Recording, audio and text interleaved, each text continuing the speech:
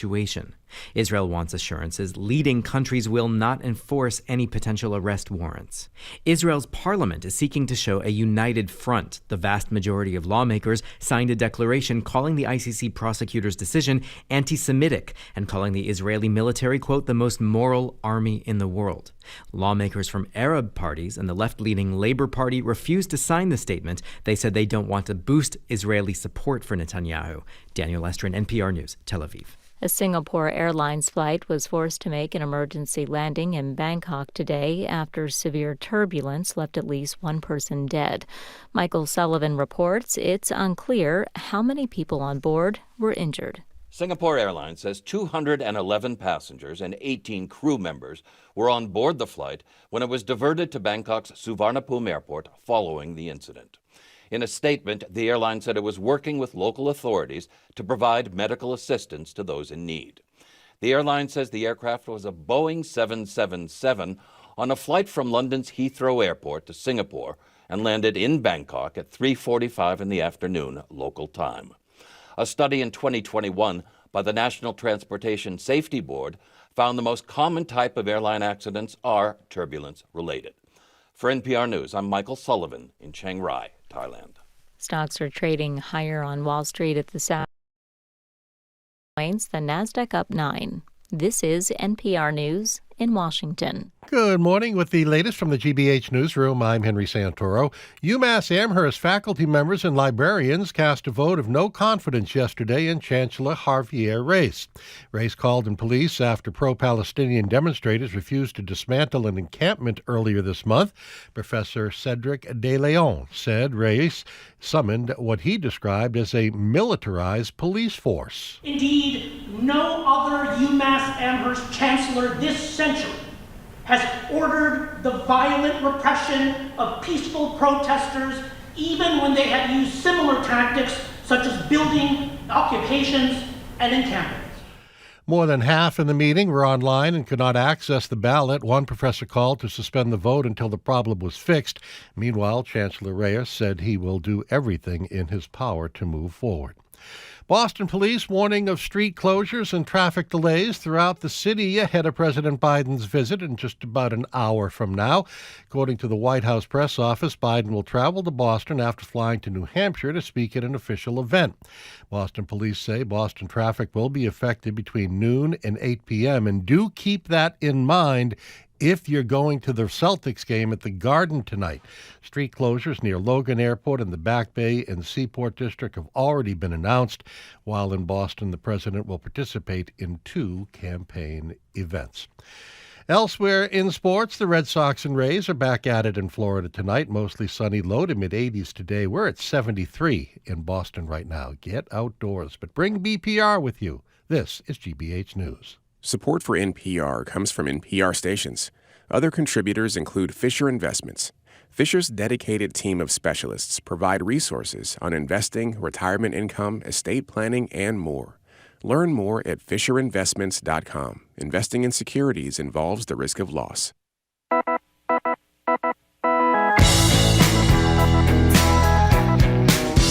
I am Marjorie Egan. You're listening to Boston Public Radio, 89.7 GBH. We are broadcasting live at the Boston Public Library and streaming online at youtube.com/GBH News. We're going to be back here tomorrow when Rhode Island Senator Sheldon Whitehouse is going to zoom in. We're going to talk to you about the sorry state of the Supreme Court and hold a panel on the risk of bird flu. And then we'll be back here again on Friday, joined by Congressman Seth Moulton. Good morning, Jim. Hey, you left out one important promo. What? I don't mean to criticize you. Okay, just got back Jim. from a day off. You did. We will be discussing in some depth later in the show the value of endless shrimp. And I think and maybe the demise of the endless shrimp option, and it's a troubling kind of thing. So if you've been following the news this morning, both sides have rested in the Trump criminal trial in New York City. Closing statements to the jury, I think tentatively next Tuesday, which means there could be a verdict in this case next week. Yesterday, we spoke to Jessica Bennett of the Times. She was in the courtroom overflow room for Stormy Daniels' testimony and told us yesterday the absurdity of it all. Felt like she was back in the throes of 2016. But it's 2024. Biden and Trump have both shown American voters what they'd be like as president. Few want either of them to do it again. Gallup recently asked Americans how they felt about this year's major party candidates, how they do as president, a job they've both already done. 3 in 10 said they thought Biden would be a good president, even though I think he's actually been a really good president, but that's the reality. A third said the same of Trump, and about 3 in 10 said neither would do well. But we're here. Our choices between one old guy and a different old guy. The second one, with a bunch of criminal charges against him, is currently a defendant in what really seems most days like a mob trial based on who's showing up to support Trump and who's testifying. This time around, there's nobody like Bernie Sanders threatening to sneak into the upper tier. So the question for you today as we contemplate the end of this trial, Joe Biden is in town today, as you just heard from Henry Santoro. How do we get in this situation where the vast majority of Americans don't want either of these men to be the next president? And is there a way to make sure that we don't fall into this situation again, that they were enthusiastic about 1 or 2 or 3 of the people who are running for president? If you got a fix, how do we get in the mess? How do we get out of it prospectively? 877-301-8970. And by the way, if you're one of those minority of people who is wildly enthusiastic about either Donald Trump or Joe Biden, we'd love to hear from you. Again, at 877-301-8970. Can I reiterate something? What? Marjorie and I, don't get us wrong, we have said repeatedly, we think this is one of the most accomplished presidents of our lifetime. But that doesn't negate the fact that the majority of people don't want him as the next president, nor do they want his opponent, Donald Trump. That's a reality that's a pretty sad state in a democracy. At least it seems that way to me. Well, you mentioned that there was a resemblance to a mob trial here. The former president's had some different supporters come down to support him at the courthouse. On Monday, yesterday, we had the former president of an outlaw motorcycle gang who spent years in prison on for drug charges, right? His name is Chuck Zito, and it turns out when the famed mobster John Gotti died of cancer about 20 years ago, the gentleman that was supporting Donald Trump, Chuck Zito, was the only non-made man allowed to attend the wake at a funeral home in Queens. That's very nice. So we had that guy, and then we had another guy named Boris Epstomething or other. Well, he's a big Trump advisor in his first that's term. right. Epstein, I think you say it. Epstein, okay. I think so. He's a legal advisor, but he's had his issues too. He was What did he indicted in an Arizona case related to attempts to keep Trump out of power. Then we had Bernie Kerik, former commissioner of the New York City Police Department, who was indicted and eventually imprisoned for tax-related charges. Trump later pardoned him. And then, as I said, Mr. Zito, who's also known as Chucky the Enforcer, on HBO. He was on the prison series. How great would it be to be named, have your friends call you Chucky the Enforcer? By the way, when I said the mob trial thing, it's the lead witness for the prosecution is Michael Cohen, who admitted yesterday he stole tens of thousands of dollars from his friend and client, Donald Trump. 60 grand. There's Donald Trump there going out for these press conferences, literally sounding like he's the head of some major mob. That's right. There was the first witness, this Costello guy. What did the judge say? Making side-eye and making comments while he's testifying on the judge's ruling. It's like a low-rent mob trial. I mean, it really is. They had to enter the courtroom, except for the supporters of President Trump. I don't know if Chuck Zito, the motorcycle gang guy, Hell's Angel guy, was in the courtroom. Maybe the judge didn't want to antagonize him. You didn't hear what the judge said? The judge said, all but Chucky the Enforcer. Can you please leave there? And by the way, let's be fair again before we get to the calls. The vast majority of even Democrats don't want Joe Biden to be the next president. And by the way, this is not one of these denial things. We know one of these men is going to be the next president. You should make your choice. You know, I think quite clearly what ours is. By the way, we've been on the radio 25 years. We have never once, ever once indicated as clearly as we have this time how unacceptable one of the candidates is. But we've never had a candidate this unacceptable and threatening to democracy. But again, the reality is, even if you believe as we do, that Biden's done many great things. The voters, unfortunately, don't think that. They don't want him. And we shouldn't be in this position in a democracy where neither candidate is. And by the way, this happened in 2016. Right. Hillary Clinton was the second most unpopular major party candidate in history. Who was the most unpopular? Donald Trump. Donald Trump. I mean... So I think we have to set the scene a little bit more about the mob trial, essentially, that was going on down in Manhattan. We have a little sound. Oh, we do? Because because we have day after day the Republicans, some of them that are elected officials, as we know, they wear the same thing. The red tie, red tie, great suit, or red tie, blue suit. They all dress exactly like Trump. I guess. Imagine if that. They've never closed their jacket. If in your office, the boss wore a certain outfit. You got to wear the same thing. Everybody else had to wear the same thing every day. That's a good point. Well, apparently this is what's going on down there. But we have a little sound. We do? The former president's been upset there hasn't been a lot of people outside supporting his case, but there were a few people out there yesterday. Some of them were... Like eight. Yeah, but there were people that were not very supportive of his case as these Republicans in their matching suits get up to address the crowds outside the courthouse. Here it is. Prosecution matters. The truth matters. Justice matters. And it's not happening here today. I'll be followed by Cash Patel. It's good. Screaming guilty and traitor, as one of the people tries to talk about. The real victim in this case, which of course, according to his supporters, is none other than Donald Trump. And one more thing before we get to the phone calls. I love this piece in The Hill by this William Becker guy. Oh, it was actually great, yeah. And he talked about, there was a time when in the United States of America, and I've said this before too, when the election is over, the person you wanted to win the presidency wins, or the person you wanted to win loses. But then you could go for hours, you could go for days, you could go for weeks. No drama, Obama. Ever having to think about the President of the United States. You just went on with your life. Well, he talks about how Donald Trump has taken a toll on the psyche of Americans. That 2 months in, there were stories about... of his first presidency. Yes, 2 months into his first presidency, people were talking about their blood pressure going up, their anxiety level going up, having to go to therapy sessions because they were so nerve-wracked about the situation around the country. The turbulent first 2 months have seemed to create a collective anxiety and angst, how do you say that? Angst, all across the country. That was 2 months in. 3 months in, the New England Journal of Medicine reported that, quote, a large proportion of United States Americans are stressed by the current political environment. And it goes on and on and on to talk about, in 2017, Time reported about this, people being stressed out about the state of affairs. 2019, the Washington Post, the stressing out of America, goes on and on and on. We have been nervous wrecks. And we thought back in January of 2020 that we moved on, over, right? We thought... 2021. 2021? Yeah. Okay, 2021. Okay. We thought it was over. Biden was elected, we could move on. Sure. 'Twas not to be, Jim. Yeah. 'Twas not to be. By the way, you're leaving out one thing out of the great Becker piece. He writes, even Trump's 11-car motorcade to the courthouse gets more press attention than what happens during President Biden's presidency. So it's on us. We're part of the problem. We're part of the problem. That is true. We're part of the problem.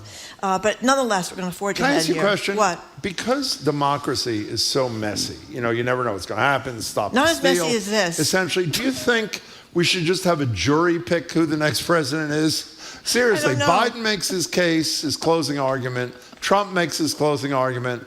Then 12, what are they called? 12 peers decide who the next president of the United States. And by the way, do you ever step back for 1 second and believe this is going on? No. I mean, it's unbelievable. No. Can you imagine the President of the United States ever having a Hell's Angel convicted ex-biker coming in to support him in court? I mean, it's just unbelievable. By the way, there are strong rumors, if you read True Social, he's going to be his running mate. 877-301-8970. Enough of us. Catherine in the car, you're first on Boston Public Radio. Thanks for calling. Hi. Wow. Hi. Hi. Can you hear me? I think so. I am one of those supporters of Biden, and good. But I'm not going to go into why I support Biden. I think a lot of what he's done has been amazing for the I agree with that. Climate, for people. We agree. But I am also in the nervous wreck again because Donald Trump is up. And last night, a friend of mine who's from Uganda showed me a video of what happens there. I was shocked. It was a man on his belly, his hands behind his back, and hands coming into the frame, burning plastic over his back and letting it fall on his back as torture. I couldn't watch it. It was a real video, and he laughed. He goes, "This is Africa."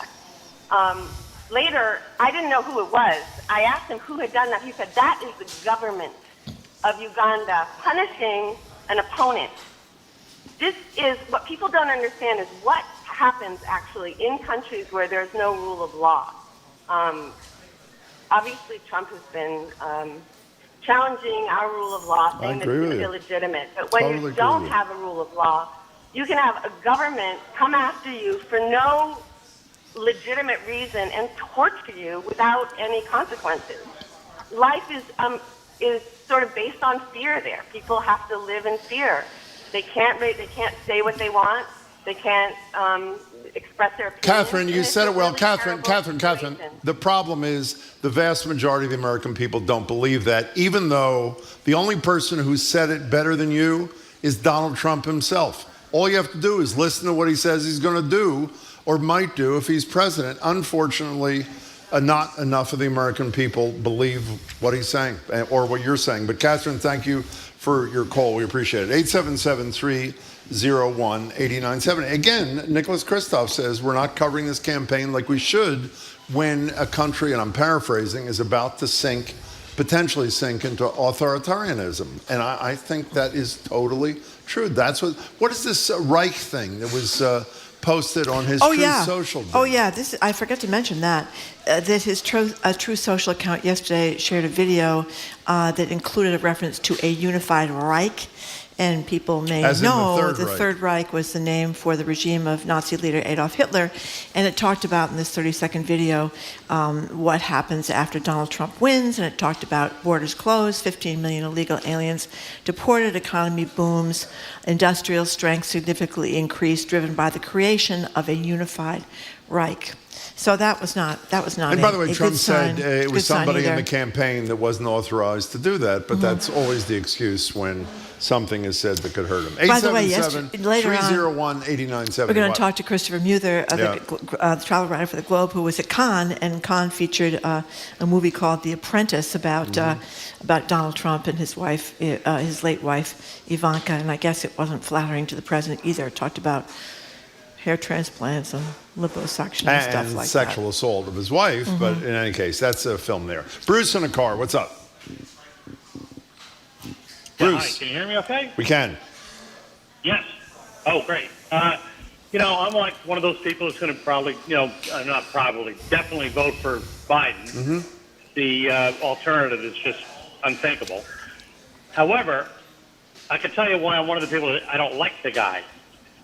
I think he's weak, and I think his attorney general's weak, and they should have arrested Trump his first week in office, okay, for what he had done with the insurrection, and then, built the case and gone with it. And they just waited for like 2 years to even do anything, and here we are now with a guy that we all know what he did, and it's not going to see the light of a court. And if the guy wins, everything goes away, and we're stuck with this pseudo-quasi-dictator. Well, let me just say, Bruce, I first of all, when you said they, I assume I buy the notion that Biden has absolutely nothing to do with this prosecution, but I also buy your argument that the reason we're in this mess is because Garland is weak, waited too long, which provided an opportunity for the Supreme Court and people like Eileen Cannon, the federal court judge in Florida, to come to Trump's defense, and I totally blame it on Merrick Garland. I'm with you. Bruce, thank you for the call. We had 4 years to get something done on this, and it's one thing after another. And I also blame the Supreme Court. I mean, I think most of us may have been very upset with Congress. You look at the approval rates of Congress; they've been low, and people have thought they were corrupt and just taking all this money, from contributors and not doing the right thing. Blah blah blah. But I think most of us, until recently, had a great deal of a belief in the Supreme Court. I don't know how recently, when you say recently. Well, I think I certainly did until Since Trump. Clarence Thomas has been on the court? Well, Clarence Thomas happily was, other people made up for Clarence Thomas. He was kind of the lone disgrace on the court. But anyway, now we have, and we're going to talk about this later with John King, there's been almost no blowback for a Supreme Court Justice, Samuel Alito, flying an upside-down Trump flag on his front lawn for days, which is a symbol of support for the insurrection, right? Yeah, stop the steal. Stop the steal, which is a symbol of that. And he's going to decide an election case. And the other thing is, and I'll shut up after this, that the Supreme Court is not rushing this immunity decision so that we can get this trial on January 6th. I mean, it's just what's going on here. By the way, no one understands the mess that is the Supreme Court better than Rhode Island United States Senator Sheldon Whitehouse. So excited. He's zooming into our show tomorrow, and that's all we're going to talk about, the state of this court and what to do about it. But the big thing is, Jim, What is it? is that many of us are exhausted. Yeah. Our blood pressure is up. We're very stressed. We have anxiety. We're having to go to therapy. The President of the United States should not be driving millions of Americans into therapy because they can't take it. But there's a solution. You know what the solution What's is? the Two solution, words. Jim? Endless shrimp. That's we're going to talk about that later in the show. We got to take a break, Marjorie. Okay, we got to take a By break. the way, for people who don't understand the endless shrimp reference, just stick around. You'll understand it before the show is over. Okay, we're talking about the kind of sorry state of affairs here as we head into the election in November, where there's two choices. One of them is a normal person, and one of them is kind of a mobbed-up person. But the mobbed-up person so far seems to be winning. We're going to be right back. What? People don't want the normal person. You got to be fair. I mean, they don't. I mean, even the people who said they're not the first person voting for Biden are doing it because Trump is a great threat. So take old but normal or all mobbed up. That's what we're facing here in the United States of America in 2024. Anyway, you're listening to... We listen to what matters to you. I'm Catherine, and I'm from South Boston.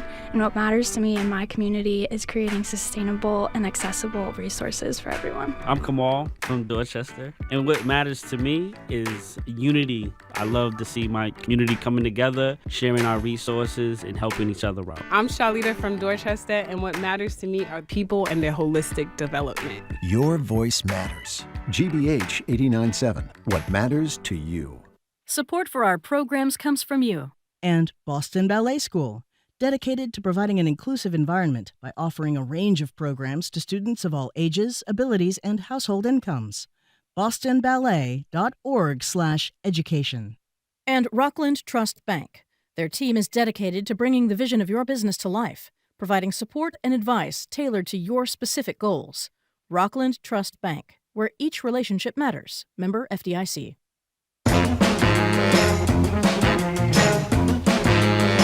Welcome back to Boston Public Radio. Mark Regan, Jim Browdy, broadcasting live at the library, streaming online at youtube.com/GBH News. We're back tomorrow, as we mentioned. Senator Whitehouse joins us. And on plus, we're going to have a panel of experts, on public health experts, on the risk of bird flu.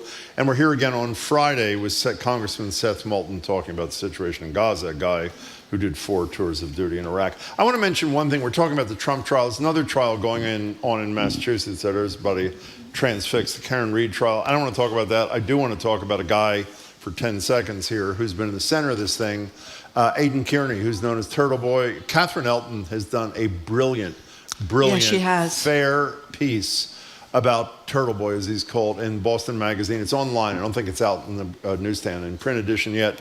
But go to Boston Magazine and look for her wonderful piece. She's a great reporter and did a beautiful job on a guy that's been pretty central to this case and maybe to its outcome. In any case, if you're just tuning in, we're attempting to talk about the vast majority of Americans being frustrated with both choices and what we do to not be put in that position again, like we were in 2016. As is often the case, not one person is answering our question, but we don't care. If you want to talk about the presidential race, this is your opportunity at 877-301-8970. Here's a texter. I've always admired people who do things rather than talkers. Biden has gotten vaccines distributed, gave public confidence to open businesses and schools, brought unemployment down, wages up, supportive unions, inflation down, avoided recession, CHIPS Act, infrastructure bill, unified NATO, immigration reform, and voter rights, which were blocked by the Republicans. How about climate? The most important climate initiative in American history. That's absolutely true. With nothing close. By the way, again... And then here's somebody on the other side. Whatever happened to innocent until proven guilty? Zero proof of falsifying business records. Cohen is a confirmed liar, and that's the prosecution's star witness. This case is dead in arrival. And by the way, he didn't have sex with Stormy Daniels either, did he? Well, that's one of the problems. I mean, really? We talk about how Cohen is a confirmed liar. Apparently, he's a thief as well. He took 60 grand from Donald Trump, which is no small amount of money. Yeah. On the other hand, the defendant is lied about having anything to do with Stormy Daniels. He's lied about everything. So that's what the jury's going to have to weigh. Which liar our lies are less or more appealing, I guess. Tim from New Hampshire, thank you for calling. Hello, Tim. Good morning. It's Tim.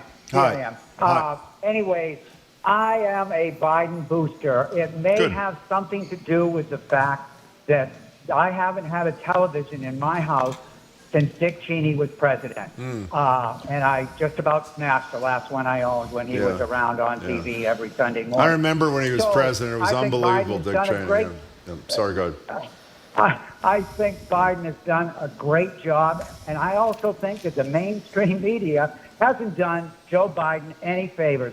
I know he's boring. I remember walking into the Democratic convention in 2020 in New Hampshire, and he was droning on, and then there were 19 exciting other people. But when all was said and done, I was okay with voting for Joe Biden, and I think he's done a fantastic job. Tim, I do too, but Tim, let me participate in this a little bit.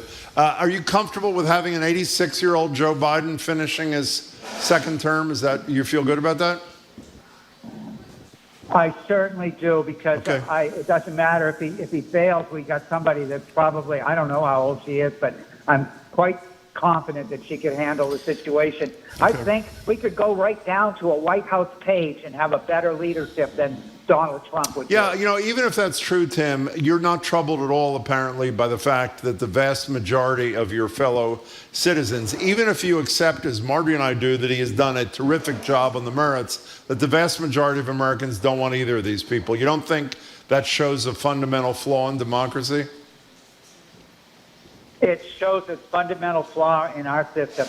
I know where you're going. I'm with you. I voted for Bernie Sanders, who would have beaten Donald Trump. In the end, I voted for Hillary Clinton because I had to, but I wasn't happy with that choice. I understand. You just said it yourself a few minutes ago. She was incredibly unpopular. Tim, you're a good caller. We hope you call us again. You're an honest guy, and we appreciate it. 877-301-8970 is the number there. I think I just said Alito was, Richard from Northbridge corrected me. He wasn't flying a Trump flag, he was flying an American flag upside down. Richard, Correct. You're right. But that's a symbol of the Stop the Steal supporters.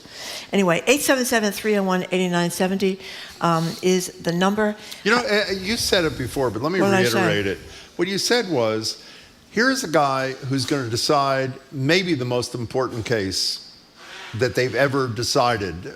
One of the handful of we're actually going to discuss one of the most important cases, Brown versus Board of Education, with Michael Curry at noon. But in terms of the president, I would argue the most important case ever, the immunity case, at some point before the end of June. He's totally in the tank. He doesn't deny, he blames his wife, but doesn't deny that he didn't bring it down, didn't take it down.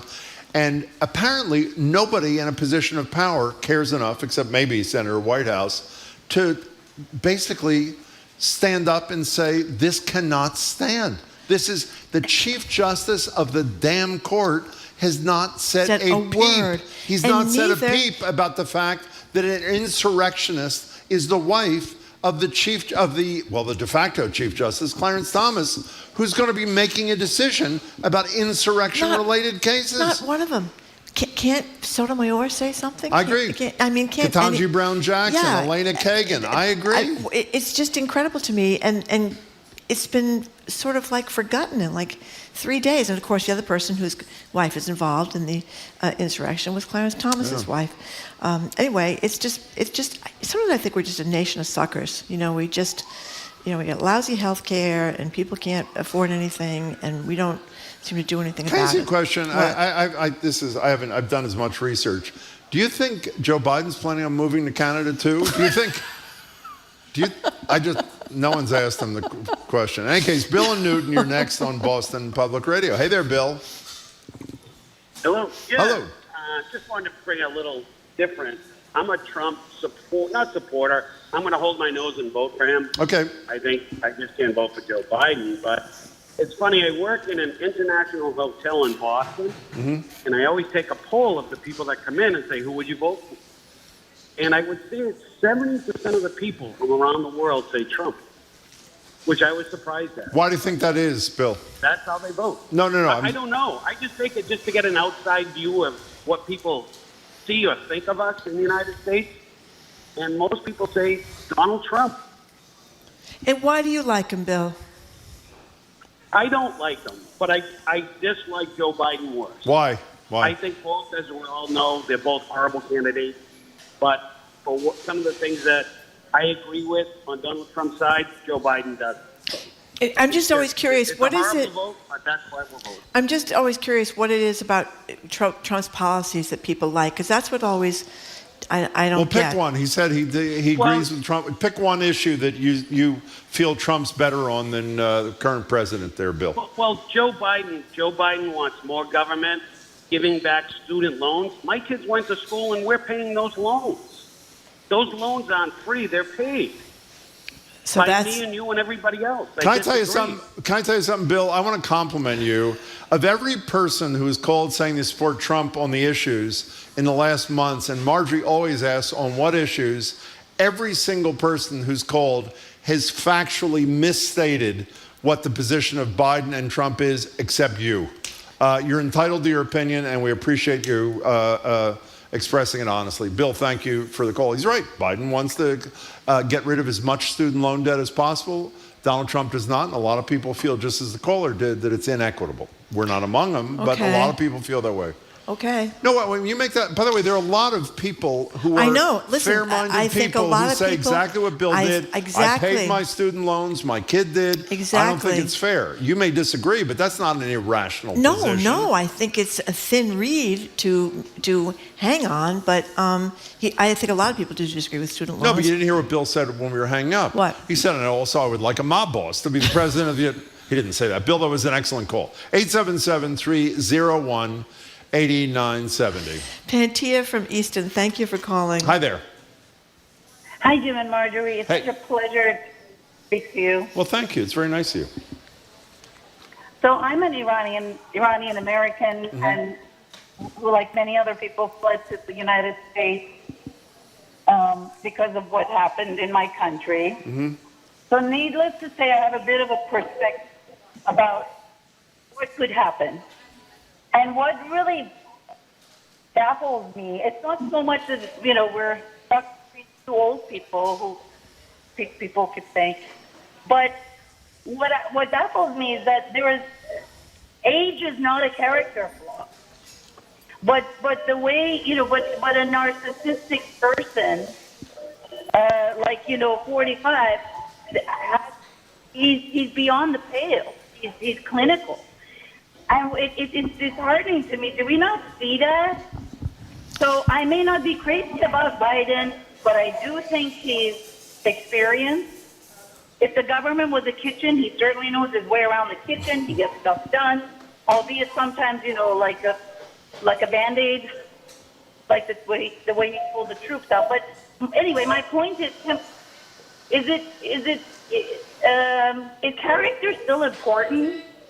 Well, I think the answer to that question is no, it's not. To apparently at least a slim majority of the American people, it's not important at all. It is to us, and apparently to you, Pantia, but apparently not to a plurality of the American people. Thank you for your call. Your connection's bad. We got to let you go. Thank you much for calling in.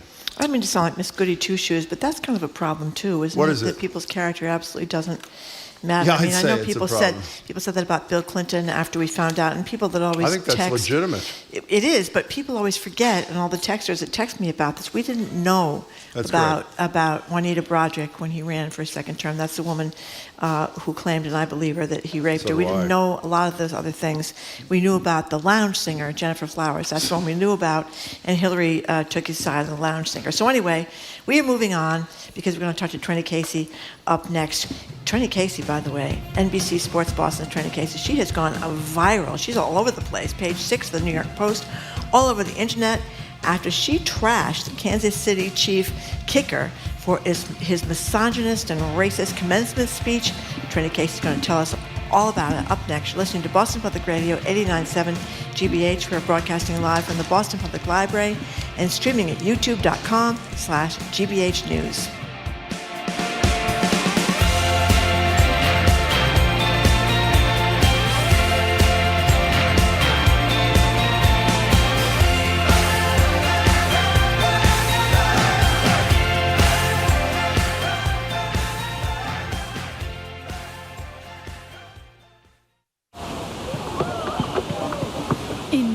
Germany, far from the ocean, there's a river that people love to surf. If you're in the water and surfing, you don't think about work or school or whatever. Urban surfing in Munich next time on The World. This afternoon at 3, here on GBH News 89.7.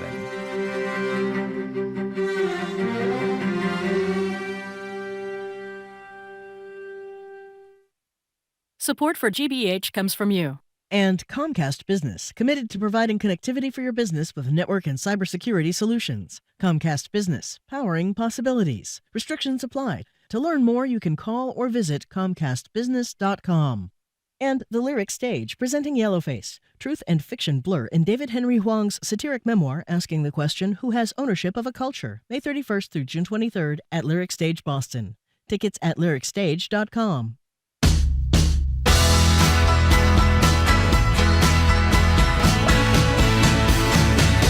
Welcome back to Boston Public Radio. Mark Dregan and Jim Browdy. We're live at the library, streaming online at youtube.com/GBH News. We're back here tomorrow. We'll talk with Rhode Island United States Senator Sheldon Whitehouse. He will zoom in and we'll talk about the sorry state of the Supreme Court. We're joined now by viral video star Trenni Casey. She's an anchor reporter for NBC Sports Boston, officially on the Summer Olympics coverage team for NBC. Here's Trenni the other day on her Don't At Me segment on NBC Sports Boston about Harrison Butker. He's the kicker for the world champion Kansas City Chiefs, his graduation speech. I am so tired of people telling those of us at the center of these dehumanizing rants that we need to respect everyone's opinion. No, we don't, and we don't have to tolerate it either. You are allowed to think differently than others. You are not allowed to go out of your way to belittle, degrade, and depict groups that don't look like you as subhuman. That's not an opinion. That is hate, plain and simple. Wow. Trenni Casey, it is great to see you, and congratulations. Page 6. Doesn't get much better than that. New York Post. I know. Yeah. I mean, my husband's like, now you can't make fun of me for reading the New York Post. I was like, I do. I guess I lost that right. You should remind people what Butker said that you're responding to. So Harrison Butker, who is the kicker for the Kansas City Chiefs, gave a commencement speech at Benedictine College in Kansas. Or might be Missouri. Either way, one of those middle states I'm from. Okay. And it is a Catholic college, and it was a speech that in another part of my monologue, I said was the greatest hits of bigotry. He dog whistled anti-Semitism. He railed against DEI. He called homosexuality a deadly sin. It's not. I went to Catholic college, not a deadly sin. And then the thing that got the most traction was that there was a section of his speech where he said women have been told a diabolical lie about their future, and that he understands that, as he's speaking, by the way, to recent college graduates, and that while he understands that many of them will get promotions and all of these things, the thing that will make them most happy in life, these women, despite what they've been told, is when they get married and have children and become a homemaker. And listen, you're sort of entitled to that opinion. I just don't like the idea of a guy telling a bunch of women, like, this is what's going to make you happiest. He says his wife is happy. I don't know. I'd like to talk to Isabel Butker and really see how happy she is. But there's also, and I only have so much time on television. You guys understand it. But had I had a lot of time, I also would have hit on the fact that what an entitled position to take. You're a multi-million-dollar NFL player. So of course your wife can stay home and take care of the children if she so chooses. My parents didn't have that option. Maybe my mom would have loved to have stayed home with us. I don't think she would have. She liked working. But had she wanted that, it wouldn't have been an option for us because we financially, both of my parents had to work. The whole thing, but I'll be honest, the thing that the woman thing bothered me a lot, but you kind of, as a woman, it's like Teflon, like you hear it all the time, like stay in the kitchen, and it just goes in one ear and out the other, especially when you do what I do.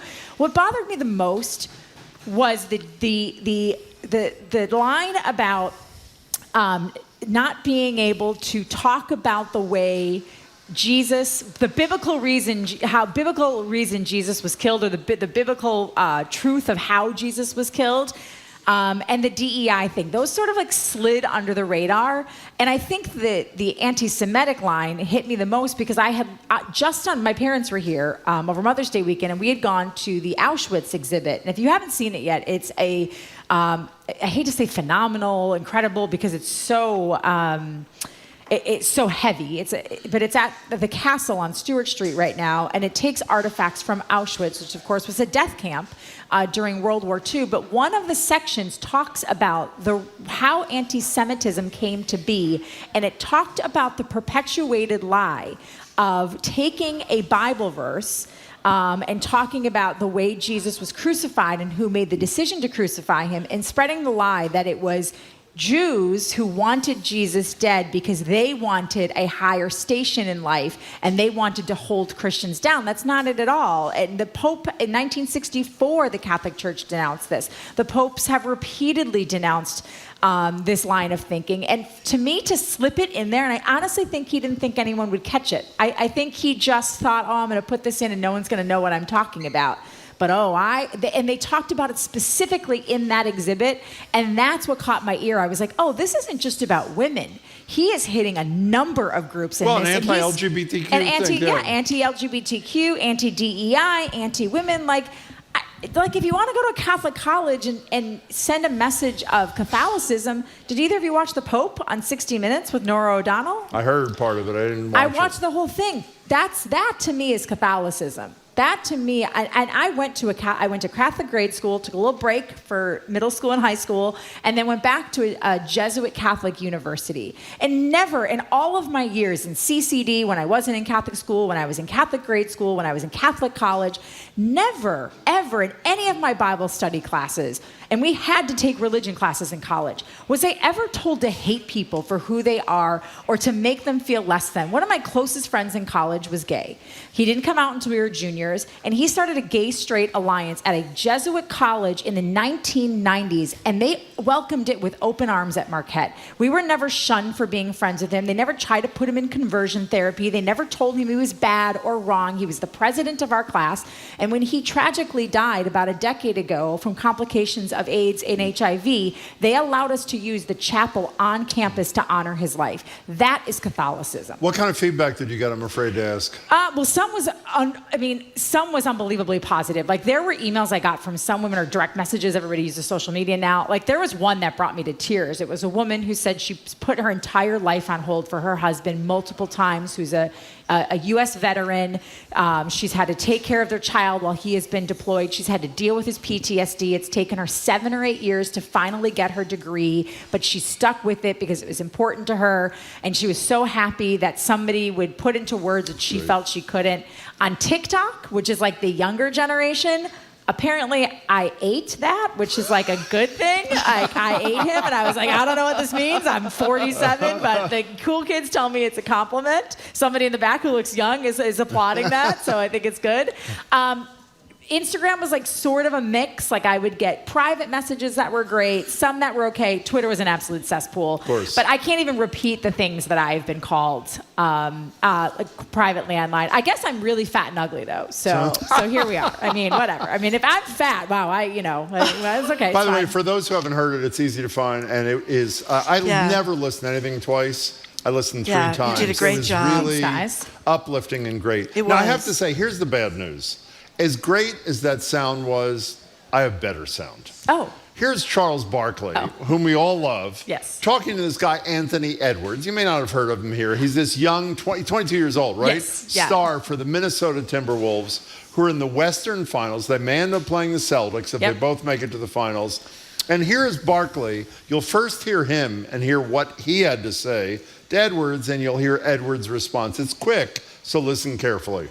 I have not been to Minnesota in probably 20 years. Bring your ass. Bring your ass. So Anthony Edwards says, bring your ass. And immediately after he says this is amazing. The Minnesota Tourism Board, or whatever it is, adopts it as its slogan, bring your ass. Not only adopts it as your slogan, if you go to, and I'm not kidding, bringyass.com, it immediately redirects you to the Minnesota tourism site. It is brilliant. Listen, I'm from Wisconsin originally, but I love Minnesota. Minneapolis is one of the great Midwestern cities. I think it's a little untapped. People usually think of Chicago first and foremost if you go to the Midwest. It is awesome. It's got a great restaurant scene. It's got good public transportation. It's a beautiful city. Mall of America. Mall of America. It's Bloomington. It's affordable rents. Yes. I mean, I'm not telling you like to move there or anything. We'd like to keep you here, but it is a wonderful city. But I thought it was great. Like it's fantastic. And like, listen, By the way, this is blocked on my computer. Because you're. So we don't have those types of things at NBC. Okay. We're much more lowbrow. We do not block bringyaass.com at NBC Sports Boston. I think it's great, and the Celtics could very likely end up playing. So we're into the conference finals now in the NBA. Very exciting. So the Celtics are going to play the Pacers. That series starts tonight. The Western Conference Finals are the Kyrie Irving, Luka Doncic Dallas Mavericks against the Anthony Edwards, Karl Anthony Towns, Minnesota Timberwolves. So a lot of youth. The Celtics certainly have the most experience in these big spots of any of the 4 NBA teams that are remaining. Theoretically, the path should be easy, and it should be. I mean, they're the clear-cut favorites. The Celtics are the prohibitive favorites to win the NBA title this year. I just hope they bring the ass to Minnesota. By the way, Benedictine College is in Kansas. You were in the right region. Okay. Yeah. I said Kansas right. Close. I said Kansas right, and then I was like, is it Kansas or is it Missouri? I don't remember. So Jim was discussing, basketball analyst before the show, that he believes that the Celtics have faced a bunch of easy teams. Well, they have. Is that what you said? I mean, they have. Like, listen, Miami was without Jimmy Butler and Terry Rozier. And Jimmy Butler, I mean, when you're missing him, that's the heart and the soul of the Miami Heat.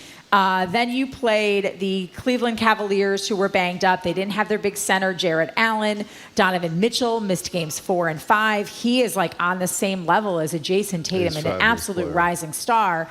So, they have not really been pushed or tested. Cleveland tested them a little bit in the early part. They lost game 2. I think they had to come from behind in game 3, maybe.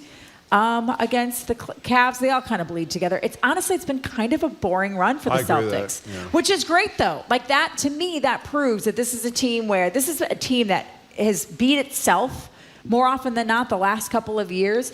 Like we think back to that finals run 2 years ago against the Steph Curry-led Warriors. I mean, they were up 2-1 in that series and looked in control, and they completely fell apart. It really is their title to lose. They are by far the most talented, deepest team left standing. They should win a banner 18. You love basketball, and you're not into this yet. What is that about? I am. I have been watching them. Oh, good. Okay. Yeah, and I'm going to be watching tonight. They could be challenged by Indiana tonight. Tyrese Halliburton, I wouldn't say, we were talking about this last night on my show, like he's not like a Jason Tatum, Luka Doncic, Nikola Jokic type star. He's kind of in that next tier, but he can hurt you. We forget, because I forgot there was an in-season tournament because it seems kind of silly, but the NBA does it anyway. The Celtics lost to Indiana into the Pacers in the in-season tournament. Like the Celtics looked like they didn't even want to be there, and Indiana came out hard but then again, the Lakers won the in-season tournament, and they got knocked out in the first round. So it's like, does it really matter? Again, theoretically, they're much deeper than Indiana. Indiana's fast. They can score a lot. Not great defensively. Celtics won the season series 3-2, even with that loss. So like, again, theoretically, they should win. Nothing like having a Celtics game at the same night that Joe Biden's in town in roughly the same part of town. That should be a hell of an evening. Yeah. How long is it going to take me to get home from work? Biden is apparently, Henry just said, Henry Santora said noon to 8, traffic concerns, and the gardens in between. Speaking of basketball, I think I hate my life the three of us are huge Caitlin Clark fans. Having said that. Did you watch the game last night? I watched part of it. I watched the opening game. I have never seen more turnovers by any player in pro basketball, men or women, in my life. Yeah, she had a bad first game. So what do we make it? But the second game was almost equally bad in terms of turnovers. So they played again last night. So the Connecticut Sun won last night. It was much closer. The Fever were in it. Caitlin Clark had a couple bad turnovers again. Listen, a lot of WNBA players talked about this. that there was going to be a learning curve, that she wasn't just going to come into the WNBA and totally dominate. They are faster, they are stronger, they are bigger. They're the best of the best. They're all the college best. stars, They're all right, college right, stars. Like everybody who gets drafted in the WNBA was just like Caitlin Clark. What I have found interesting is that she seems to really be taking control of her team. Like there are reports of her like getting on people in practice. Like, yesterday, Aaliyah Boston missed a shot. It was late. It was a tight game. I think it was a tie game, and she missed a running layup in the lane, and it just kind of like rimmed in and out. And Caitlin Clark, a 22-year-old, went up to Aaliyah Boston, who's been in the league for a couple of years now, and was like, "Don't worry about it. Great shot. We can try to get a stop." Like you could see her encouraging her, so she does have a real leadership attitude. I will say this. Kind of stop complaining to the refs. You're like a 22-year-old kid. You're a rookie in the league. Like you haven't earned anything yet. Like now, she's obviously frustrated. She's not used to having these kind of games. To it. Well, you know what? And I get on Jason Tatum for it, and we get on Luka Doncic for it. So I'm going to get on Caitlin Clark for it. Like, don't look up to your daddy in the stands and be like, "Oh, I didn't get the call." Well, too bad. Get back on defense and play the game. Well, speaking of women's pro sports, though, can we celebrate something that doesn't get nearly as much attention? The Boston unnamed women's professional hockey They're team in the finals, is ahead in the finals, 1-0, right? 1-0, yeah, and they beat the number 2 seed. So it's actually the 3 and the 4 seed that are in the finals. It's a best-of-5 series. They're playing Minnesota. They beat Montreal to get here, and Minnesota, I believe, played Toronto. They're up. I mean, Aaron Franklin has been really good. There was a ton of goal scoring. I think the final score of the first game was 4-3. Why don't they have a name? This is interesting. So I did a panel back it was supposed to be in February, but I think we ended up doing it in March because we had that snowstorm that we never got. And so this Galentine's Day event was postponed. And Izzy Germain, who works for the team, and then also Anna Palmer, who is helping bring the women's soccer league to... we had Anna Palmer on our show. Yeah, she's great. She's fabulous. Right. She's fabulous. Really impressive. So we asked both of them. I was like, why don't you guys have names? And they were explaining to me how difficult it is. They give you like a list of names that are still available because the league does? Well, no, but like you have to trademark stuff and you have to pay for names. So it's not like you can you either have to be aligned with men's teams, I guess, and sort of borrow them, or you have to have your own name. And they were like, we could either postpone starting this league for another year and go through all the legal hoops we have to jump through and the money in order to get names, or we can just start with city names. And they were more concerned with just getting the product off the ground. We'll worry about mascots afterwards. But yeah, it was fascinating because I was like, why don't you guys have mascots? This is so weird. We're talking to Trenni Casey. So what's going on with Simone Biles, the great gymnast, as we look forward to the Olympics? She's just winning again. There was a classic over the weekend. She won by 2 points. And what I think is that's most... a lot, right? In gymnastics, that's a lot. A lot of times you win by tenths of points. But she was the all-around champion. These are all tune-ups as they get into the Olympic trials and before obviously going to Paris in July. And I think what's most impressive about her routines that she debuted this weekend, last year as she was sort of mentally coming back and getting back into gymnastics, she scaled back the difficulty level of all of her routines. This year she's added that difficulty back in, as well as she does that like double Yurchenko or triple Yurchenko on the vault, which is actually I think called the Simone Biles. And last year her coaches stood there, and that's a deduction. If your coaches stand there to sort of like prevent, I don't know if you can really prevent injury, but it might just at the very least, it might give you another line of sight as you're flipping through the air. They took that away this year so she can get the full point. She also added in more difficult tumbling runs. She's got to clean up some things. She stepped out of bounds a couple of times and whatnot. Can you remind people what happened in the last Olympics? Yeah, so she withdrew from the Tokyo Olympics because she got what she called the twisties, which means you kind of lose where you are in the air as you're flipping, and it can be deadly. I mean, if you don't know, if you don't have a feel for what your body is doing in the air and you're going fast and furiously and high, and you don't land right, you could shatter a leg, you could break your neck, you could break your back. And so she withdrew from the Olympics because she had, she was struggling with mental health issues. And she took a lot of flack for it, that she wasn't there for her team and whatnot, because people are jerks and they'll say stuff like that. But she is back with a vengeance. And this is going to be her third Olympics or second?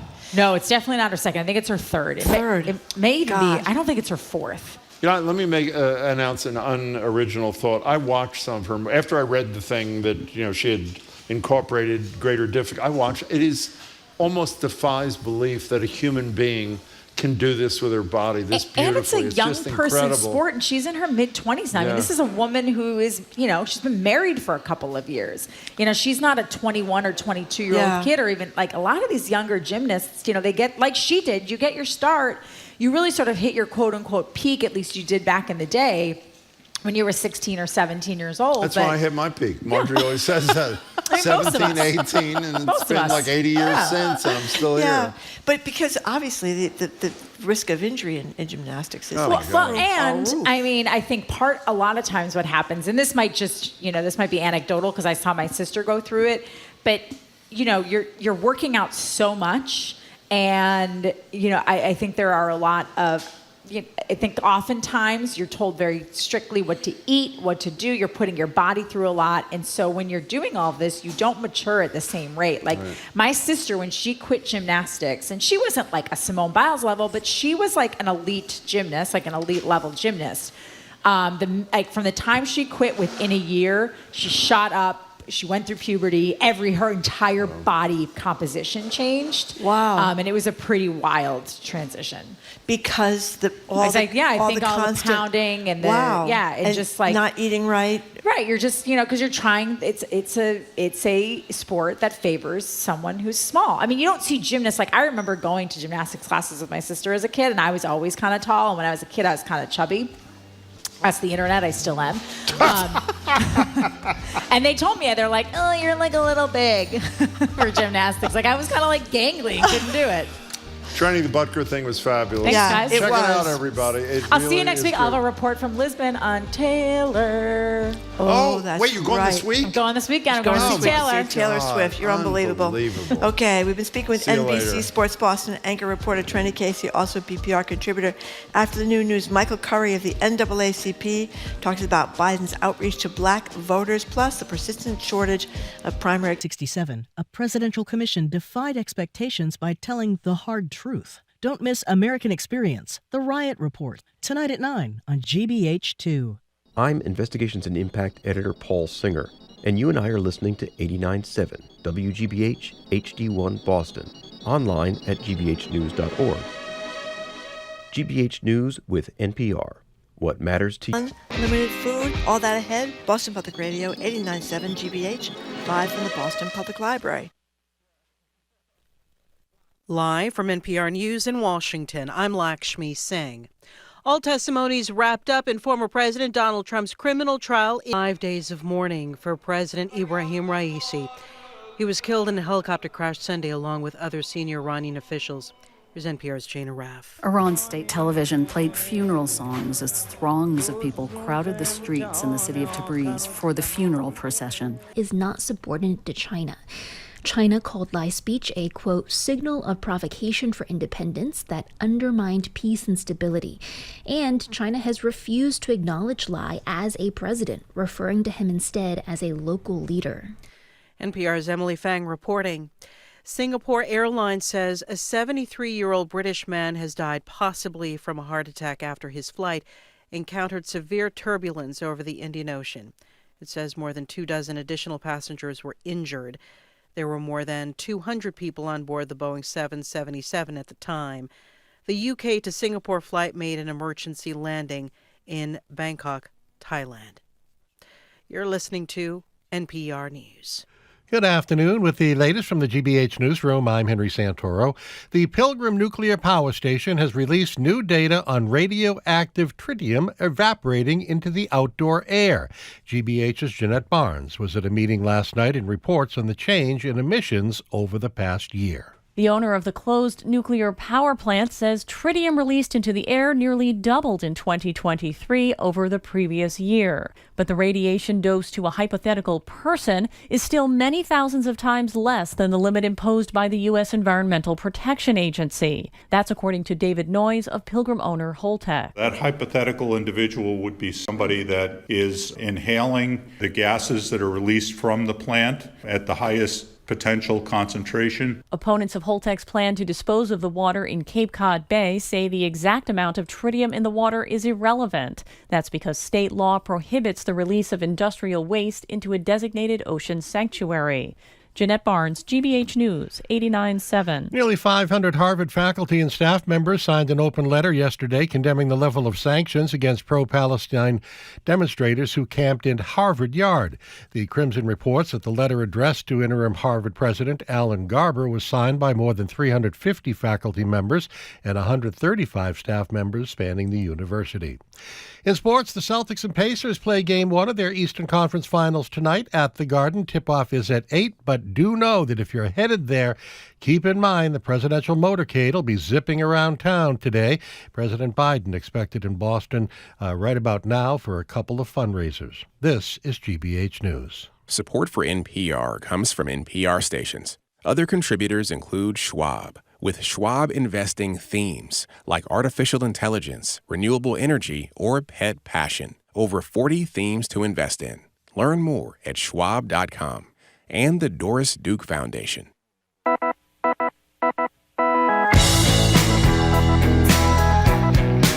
Eastern Browdy, I am Marjorie Yeakin. Welcome to hour number 2 of Boston Public Radio, 89.7 GBH. We are broadcasting live from the Boston Public Library, and we're streaming at youtube.com/GBH News. We'll be back here tomorrow, by the way, with Senator Sheldon Whitehouse from Rhode Island, who's going to zoom in. He's made the Supreme Court and their shenanigans one of his major focuses, and he's going to talk about what's going on with the Supreme Court. And on Friday, we're going to be joined back here at the library by Congressman Seth Moulton, who has a lot of insights about what's going on in Israel and Gaza.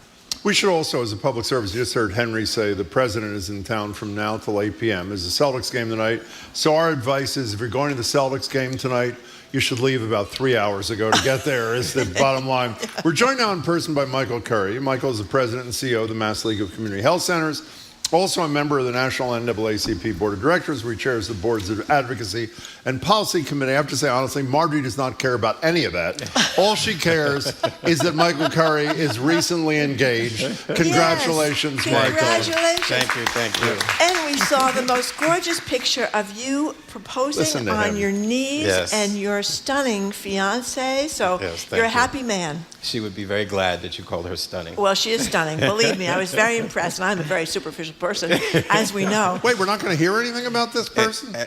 So Julie Cabral, and we've been friends for quite a while. Yeah. And we're moving it forward to get married sometime next year. And I did it at Encore, if you know Encore. I noticed that, yes. The hotel lobby is beautiful. It has the gazebo or the carousel or whatever it is. All those flowers. And she was coming to do a beautification day with her girlfriends, and I was supposedly in New York. And all of a sudden, her family and friends swarmed in from all over the place. Oh my God. And then I came down the big escalator with the ring and the flowers. So she was in tears, and I was pretty good until she started crying, and then I started crying. Oh my goodness! But you should tell him so the reason he came down to the escalators because he's such an admirer of Donald Trump. He wanted to emulate his hero. By the way, congratulations! I echo every single thing Marjorie said. We can't wait to meet her. Thank you. So you had I'm not going to say encounter, but you got to meet and greet with the president recently. Tell us what happened, where you were, what he did, what he said, what you thought. So one is we know that the president is on a tour particularly to reach black communities, because there's some polls that show he's waning in his support in the black community, and his win just 4 years ago was very dependent on black voters, and particularly in those swing states. And particularly black women. So he's been on a tour. One of the first stops in his tour was to a group of us. So we were invited down to D.C. This weekend was the National NAACP Board meeting, our quarterly meeting in Arlington, Virginia. So some of us were over at the White House on Thursday.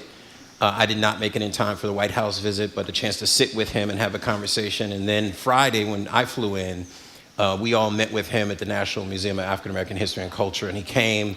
Not only did we hear his reflections on 70 years since Brown v. Board, and had a conversation, he presented to us on the same issues he's been saying across the country, what he's done for black America, why this election is critical, protecting and preserving democracy.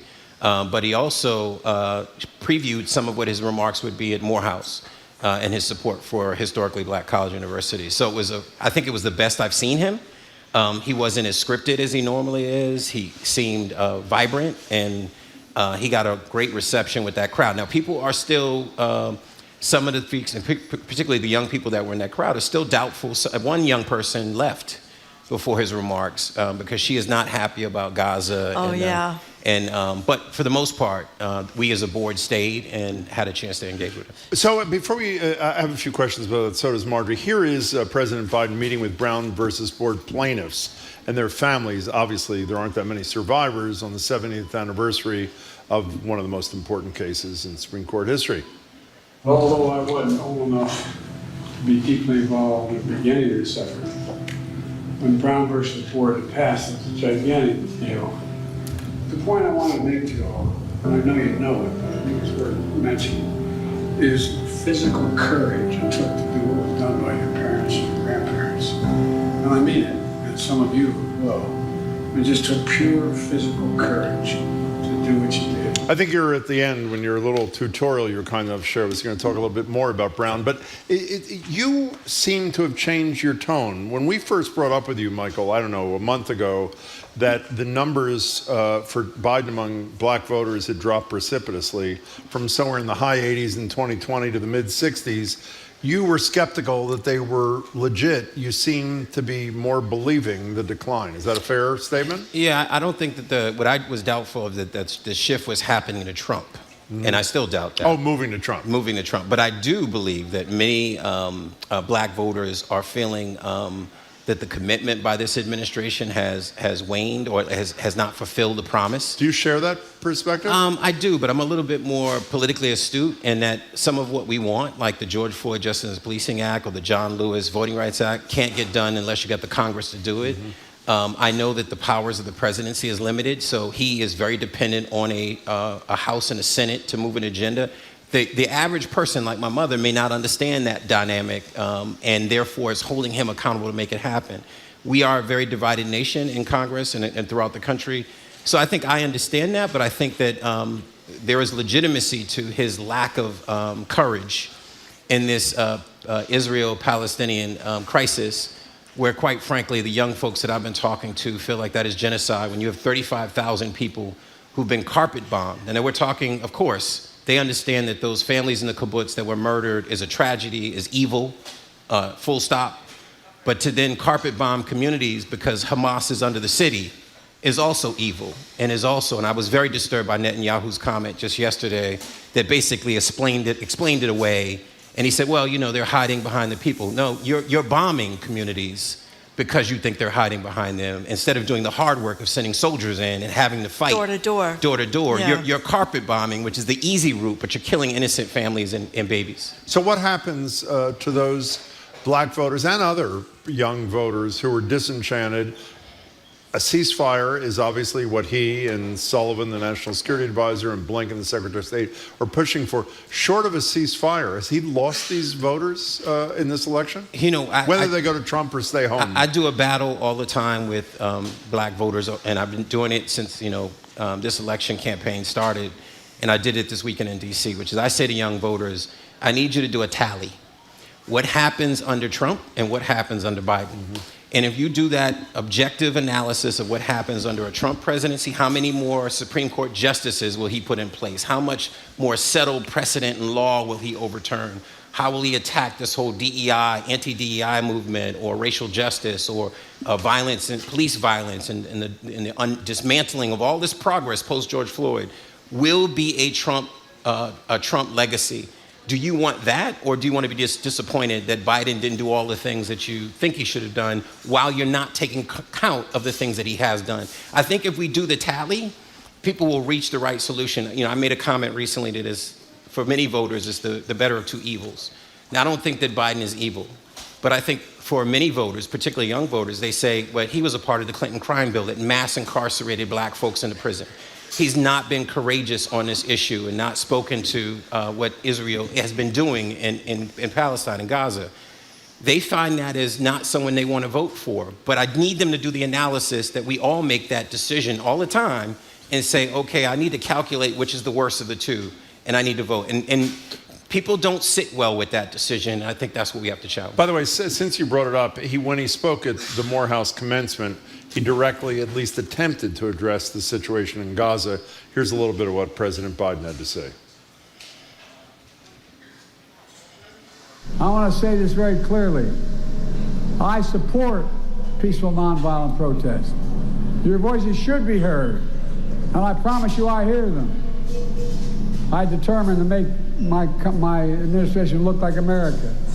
I have more African Americans in high places, including on the court, than any president in American history. What's happening in Gaza and Israel is heartbreaking. That's why I've called for an immediate ceasefire. An immediate ceasefire to stop the fighting. Bring the hostages home. Now, that's another interesting point. That story was in the Washington Post. It appointed more black judges than any federal judges than any president in American history. Does that register with people, or? It does. I think what sometimes we don't connect the dots for people is what does it mean when you appoint a federal judge? Yeah. We know now, post the Supreme Court appointments by Trump, what it means when you lose Supreme Court positions, but we've not really connected the dot for the average voter that when you go to court to seek a resolution for your grievance, particularly in racial justice issues, you're more likely to lose at the federal court level, but for Biden's appointments. So the reality is we just don't do well with explaining. I always think of Schoolhouse Rock, right? We need an updated Schoolhouse Rock version to really explain how government works and how it impacts your pocket, how it impacts your safety in your community, the number of police, the number of teachers, the payment of teachers, the payment of police officers. How do we make sure that you have an educational opportunity, as Biden did? How do we eliminate your debt? As we know, black families carry a disproportionate amount of school and academic debt. How do we eliminate that debt? And he's done that. The story's complicated. So while the price of cheese and the price of fish may be higher at your store, you got to do that checks and balances to see what overall he's been able to do for you. The Democratic Party often is horrible at messaging. Horrible. No disrespect to my good friends. But they are often bad at messaging. And sometimes we as advocates got to find a way to tell the story in a very nonpartisan way. And I'm just disappointed for black communities. We got to know what's at stake. We will lose much more. We will have much more losses. This is like Reconstruction, the promise of Reconstruction after slavery. We had all this hope and promise, and black folks ascended in these positions. And by the end of that century, we had wiped all of that progress out. We're facing that if Trump gets reelected. Well, one last thing about Biden that I find hard to understand, even though what he just said at Morehouse College, he's now defending Netanyahu today because Netanyahu has been called a war criminal and they want to arrest him for what's going on in Gaza. Palestinians are very dark-skinned. And it's not too much of a jump to understand why if you're a 20-year-old, 25-year-old young African-American, I would be thinking, and I'm not black, obviously, would this be going on if these were a bunch of white people in Palestine, little blonde kids and blue eyes? It's easy to think that wouldn't be what was happening. Well, it's interesting. What I've decided to do is, because I'm not an expert on the Middle East crisis, I don't know that history, centuries old. Is I've asked my Jewish friends and my Palestinian friends to help me get educated on that history. Yeah. What we do know is race matters across the globe. And whether it's Brazil, whether it's London, whether it's the Middle East, that dark-skinned folks have been marginalized, murdered, criminalized, and so forth. How that plays out here with the Palestinian crisis, I'm looking forward to, I'm an American expert on race and racial justice. Yeah. I'm now trying to expand that to understand what happened there. And maybe it's religion, it's race, it's violence, all those stories. I need to unpack that for myself, and I hope all of your listeners do the same thing. Let's enter these conversations well-informed and not with our gut. Let's have the history on our side. We're going to return to Brown v. Board of Education in a couple of minutes, but let's come back here and talk healthcare for a minute.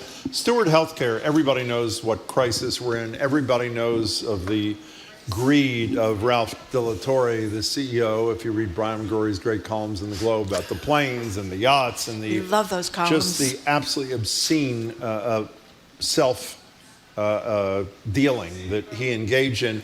The legislature, which Margie and I criticize a lot, took a vote last week attempting to address some of the concerns raised by how Steward did its business, selling its land and leasing it back at great expense, having life-saving equipment repossessed, and in at least one case we're aware of, reported by the Globe, a woman died because the equipment was not there. Have they in this vote they took, it's only the House from what I understand, have they adequately addressed some of concerns that you have about how Stewart was allowed to get away with this crap forever? Well, I think the way our legislative process works is it's an iterative process, right? So the House puts forward a plan, the Senate responds, the governor weighs in, and then we come up with something that actually makes sense. So I don't think we're there yet. I think what we're finally doing on the back end of the Stewart crisis, and of course we're in the middle of it, I should say, is then trying to figure out policy going forward and how do we hold companies, particularly for-profit venture-backed companies who come into Massachusetts, accountable to maintaining service, maintaining quality service, and not exiting the state when the finances don't look good. That's not what community health centers do, because I can tell you, representing 52 organizations across the state, now 50, that when their finances are great, when they have low days cash on hand and thin operating margins, they stay, because the center for them is the patient, not the profit, not the investor. So I'd say that this is a great step in the right direction. I think I have great faith in Speaker Mariano and Senate President Spilka and the members and our governor that we're going to, in this moment, meet the moment and make sure this doesn't happen again. This is an area where I have no expertise, but I have to say the whole notion of a for-profit entity of this side in healthcare just feels totally wrong. I don't know if we've asked you this before. Where do you fall on the whole issue of whether or not we should have for-profit hospitals in Massachusetts? Well, I guess we all kind of grew up in this capitalistic system where government doesn't always work, and government can run programs and run them poorly, and sometimes for-profit and venture-backed entities can come in and be more efficient and produce goods and services. But healthcare, it scares me. Like I said just a minute ago, the ultimate North Star should be to provide comprehensive quality care that is affordable. And when you're for-profit, it can butt up against that. So I think in Massachusetts, I feel thankful that I'm in Massachusetts and not other parts of the country where we have a balance of mostly not-for-profit entities. And therefore, we don't get caught in that misaligned values around who's important. Can I ask one more question about this before we get to the tutorial, just very quickly? Are you having the experience at the community health centers that a lot of non-Stewart hospitals are getting, that people who are patients of Stewart are worried, fairly or unfairly, that it's going to go under any minute and are gravitating towards alternative health care in that community, overloading that health care thing? Are you experiencing that? Yeah, so one of the things I did when I stood with the governor, was it 3 weeks ago or 2 weeks ago now, and I stood with her and Amy from Healthcare for All and my good friend Steve Walsh from Mass Health and Hospital Association and others, the Attorney General, as we were encouraging people to stay where you are, that this mass exodus from these systems only creates more problems and can further jeopardize quality of care. And as the governor said, they are still open for business. And the DPH Commissioner Goldstein and I talk frequently, and he and his staff are monitoring these systems. And they've now put a command center together, which I've talked to the new head of that command center just last week, and they've dispatched captains and folks to be part of this going forward. So I feel confident in Massachusetts we're doing the right thing, but yes, we're concerned that we don't want you showing up at a community health center with something that is appropriate for an emergency room, because then we got to find a way to stabilize you and get you to an emergency room. That's not what we are. We do have urgent care centers, or urgent care departments within some of our health centers, but we need people in the right place for the right care, and this worries me if all of a sudden there is a sale or foreclosure on these institutions. Okay, let us talk about Board versus Brown of Education, 70th anniversary, and you have some experience yourself in this regard. So give us our lesson for today. So one is we are in a critical year. You've heard me say before, Carter G. Woodson, the founder of Black History Month, who said that the importance of history is not the mere gathering of facts. The importance of history is to arrive at a reasonable interpretation of the facts. So while we all sit around and talk about history, the reality is one, I want to reestablish this fact that American history is Black history. They're one and the same. So if I tell you about some of these events, it is your history too. And the reality is we don't often think of it. This year is a lot of anniversaries. If you don't remember, Plessy v. Ferguson was a Supreme Court decision in 1896 that upheld the constitutionality of racial segregation laws for public facilities as long as the segregated facilities were equal in quality. So it was always I always argue with my Republican colleagues sometimes, the Supreme Court, they always make the right decision. You don't know Supreme Court history. They've always made bad decisions. And one of them was Plessy v. Ferguson that created a doctrine that became known as separate but equal. And then it gave really birth to Jim Crow laws. The early 1830s, white actor Thomas Dartmouth Daddy Rice, Daddy was his nickname, was propelled to stardom for performing minstrel routines as the fictional Jim Crow, a caricature of a clumsy, dim-witted black slave. He donned blackface and performed jokes. And then, of course, born out of that was Jim Crow laws, were a collection of state and local statutes that legalized racial segregation that existed for about 100 years from the post-Civil War era until 1968. So I want you to know, you're quantum leaping into 1954, when Thurgood Marshall and his colleagues put together a masterful series of cases and legal arguments, which I think everybody should learn that legal strategy, because they were patient. They were patient. They knew they wouldn't win in some decades prior. And then in 1954, they had a landmark decision, U.S. Supreme Court, in which the court ruled that U.S. laws establishing racial segregation in public schools were unconstitutional, even if the segregated schools were otherwise equal in quality. So separate but equal was always a strategy to keep black folks relegated to poor schools, poor neighborhoods, poor circumstances, to not educate our children. And I remind people in this room, I'm a 1968 baby. I want to remind people this was a historical minute ago. So when you wonder why black kids aren't achieving in the classroom, why they're not in the C-suite, medical school, law schools, if you hadn't stopped us at the gate, the starting gate, then you would see more of them. So Little Rock 9 was there in DC with me. I'm going to tell you, heart-wrenching, had me in tears to hear their story about when they, just 3-4 years after the decision, then had to be put on buses with armed guards and sent to that school in Little Rock, Arkansas. Imagine you're a child. I'm a busing kid, Charlestown.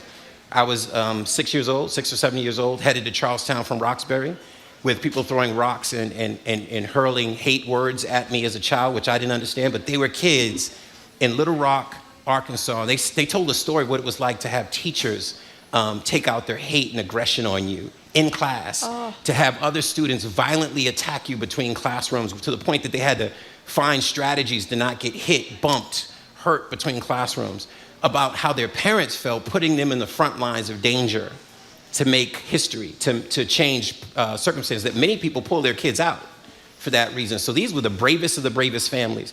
Last but not least, I would say we have to think back to some of these anniversaries. It's the 70th anniversary of Brown v. Board. It's the 60th anniversary of the Freedom Summer, where people really took this campaign against voting rights and the fact that if you were in Mississippi and you were black and brown, whether it was the poll tax or all these other barriers kept you from voting, and good people of good conscience of all races, most of them 700, most of them white, in places like Boston, left the city, drove down to Mississippi and challenged segregation and those voting laws.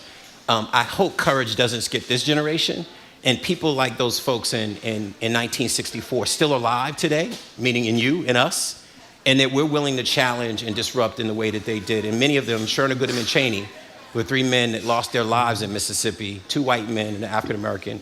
I hope there's a Sherna Goodman and Chaney in us. Michael, as always, congratulations on your personal news, and thank you for doing what you do for us here. Thank you. We really appreciate it.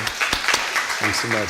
We have been speaking with Michael Curry, President and CEO of the Massachusetts League of Community Health Centers, a member of the National NAACP Board of Directors, where he chairs the board's Advocacy and Policy Committee, and he's newly engaged. Up next, our food policy analyst, Corby Kummer, zooms in to talk about higher grocery prices in Massachusetts, the tragic bankruptcy of the all-you-can-eat shrimp restaurant. What's it called, Jim? Red Lobster. And, of course, I guess that's it. Oh, the prevalence of microplastics. We're all full of microplastics. Even breast milk is full of microplastics. That's next. You're listening to Boston Public Radio, 89.7 GBH, broadcasting live from the Boston Public Library and streaming at youtube.com/GBH News.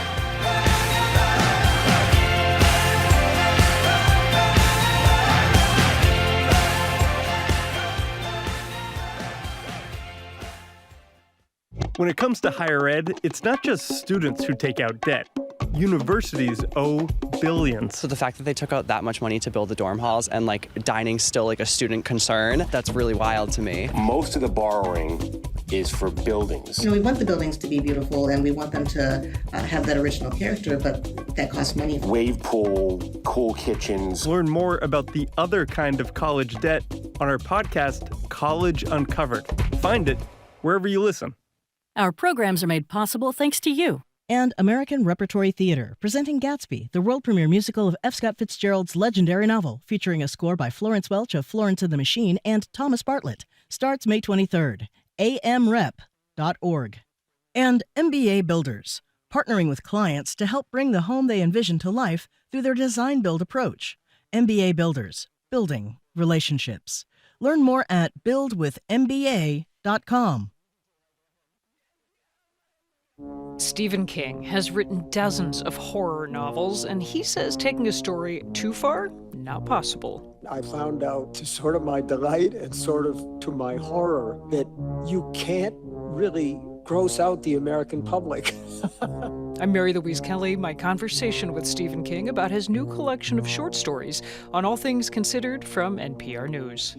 Today at 4, here on GBH News 89.7. Support for our programs comes from you. And Mass Cultural Council, an independent state agency committed to supporting the vibrant creative and cultural sector of Massachusetts. Learn more at massculturalcouncil.org. And Trinity Rep, closing its 60th anniversary season with the musical La Cage aux Folles, the everlasting hit musical about embracing who you are. Tickets and information can be found at trinityrep.org. I'm Zoe Matthews, senior producer for Boston Public Radio, and you and I are listening to 89.7 WGBH, HD1 Boston, online at gbhnews.org. GBH News with NPR, what matters to you.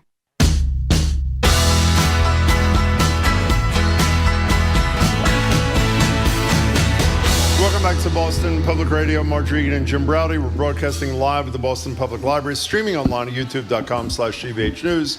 We're back here tomorrow. Rhode Island United States Senator Sheldon Whitehouse will zoom in to talk about the Supreme Court, what a mess it is, maybe a way to fix it. And we're back here again on Friday.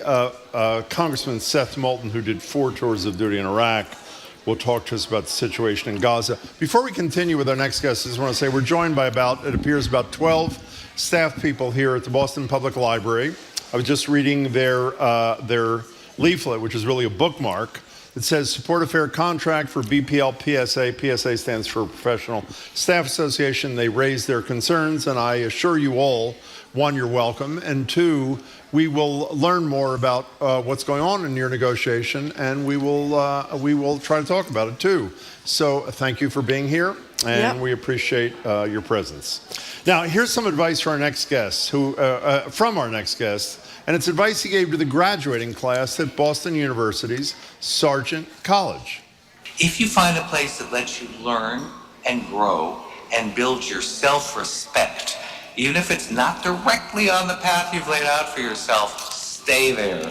And did I say wear sunscreen? Wear sunscreen. That, of course, was the voice of Corby Kummer, who joins us now on Zoom. He's executive director of the Food and Society Policy Program at the Aspen Institute, senior editor at The Atlantic, and a senior lecturer at the Tues Friedman School of Nutrition, Science, and Policy. Welcome, Corby. Well, hello, Jim. Hello, Mark. Hey there. Hello. So, Corby, were you nervous? I mean, you had to give the commencement speech to the Sargent School of Health and Rehabilitation Sciences, which is up your alley, of course, but it's a little nerve-wracking to give a commencement speech, right?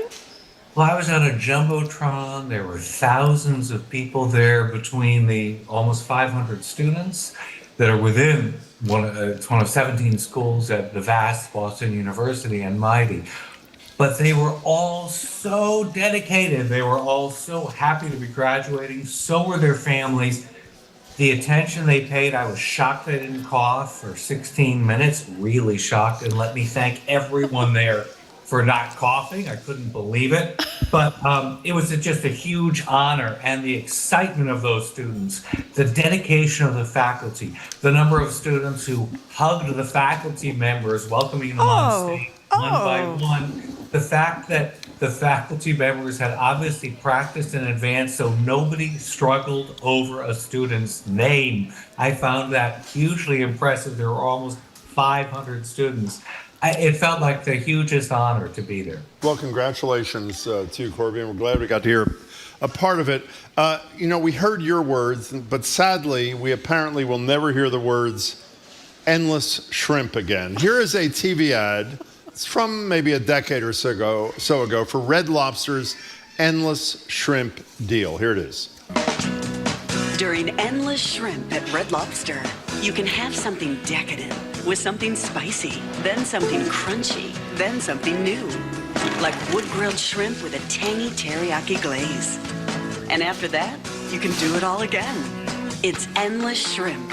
Indulge in endless choices of your favorite shrimp dishes.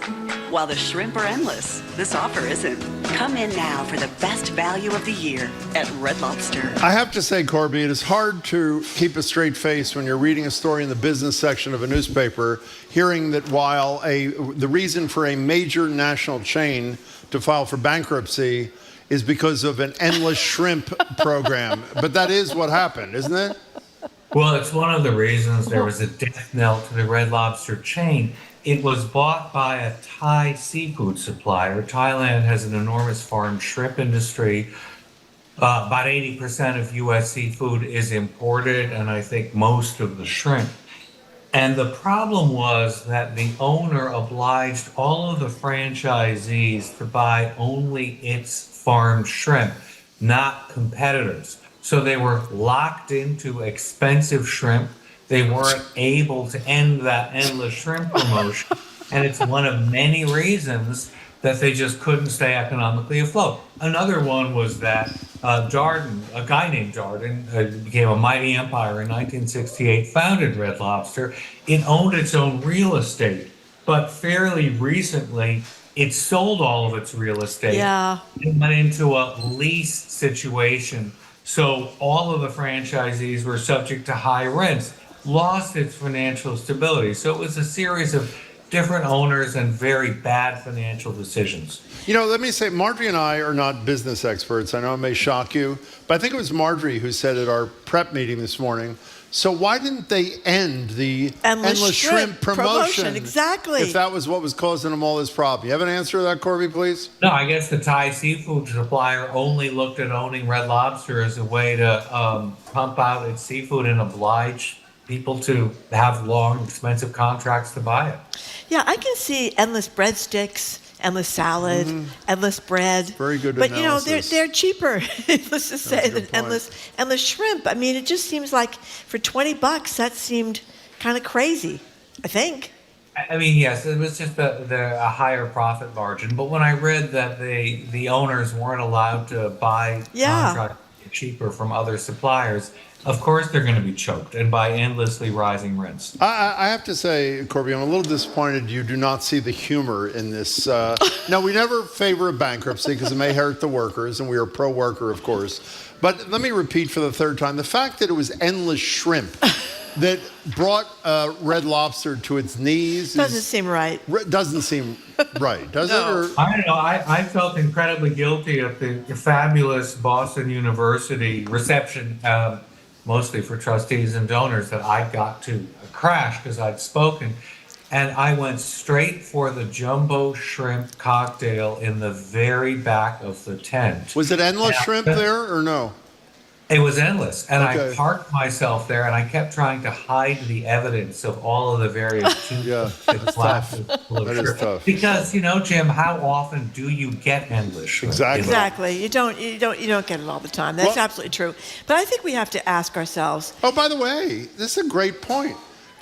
Jamie makes a note. The highlight of your annual Christmas party is endless shrimp. Well, it is not actually endless shrimp. Oh, it's not endless? No, because people like a swarm of honeybees. The moment you bring the shrimp out, everybody's That's sad. swoops down. So it's not endless because I have to pay thousands of dollars for endless. But I do have quite a few shrimp at my By Christmas the way, party. just It's one of the highlights. you may be worried, Corby, but do not worry. At the end of the show, we're going to talk to our listeners about the whole concept of endless shrimp and why it causes people to do things they might not otherwise do. Yeah. So please stay tuned. But I think at this point we need to juxtapose endless shrimp doing in, or at least bankrupting, the lobster place. Red Lobster. And America, I can't believe anybody's going to buy this, but a $400 pineapple called the Ruby Glow.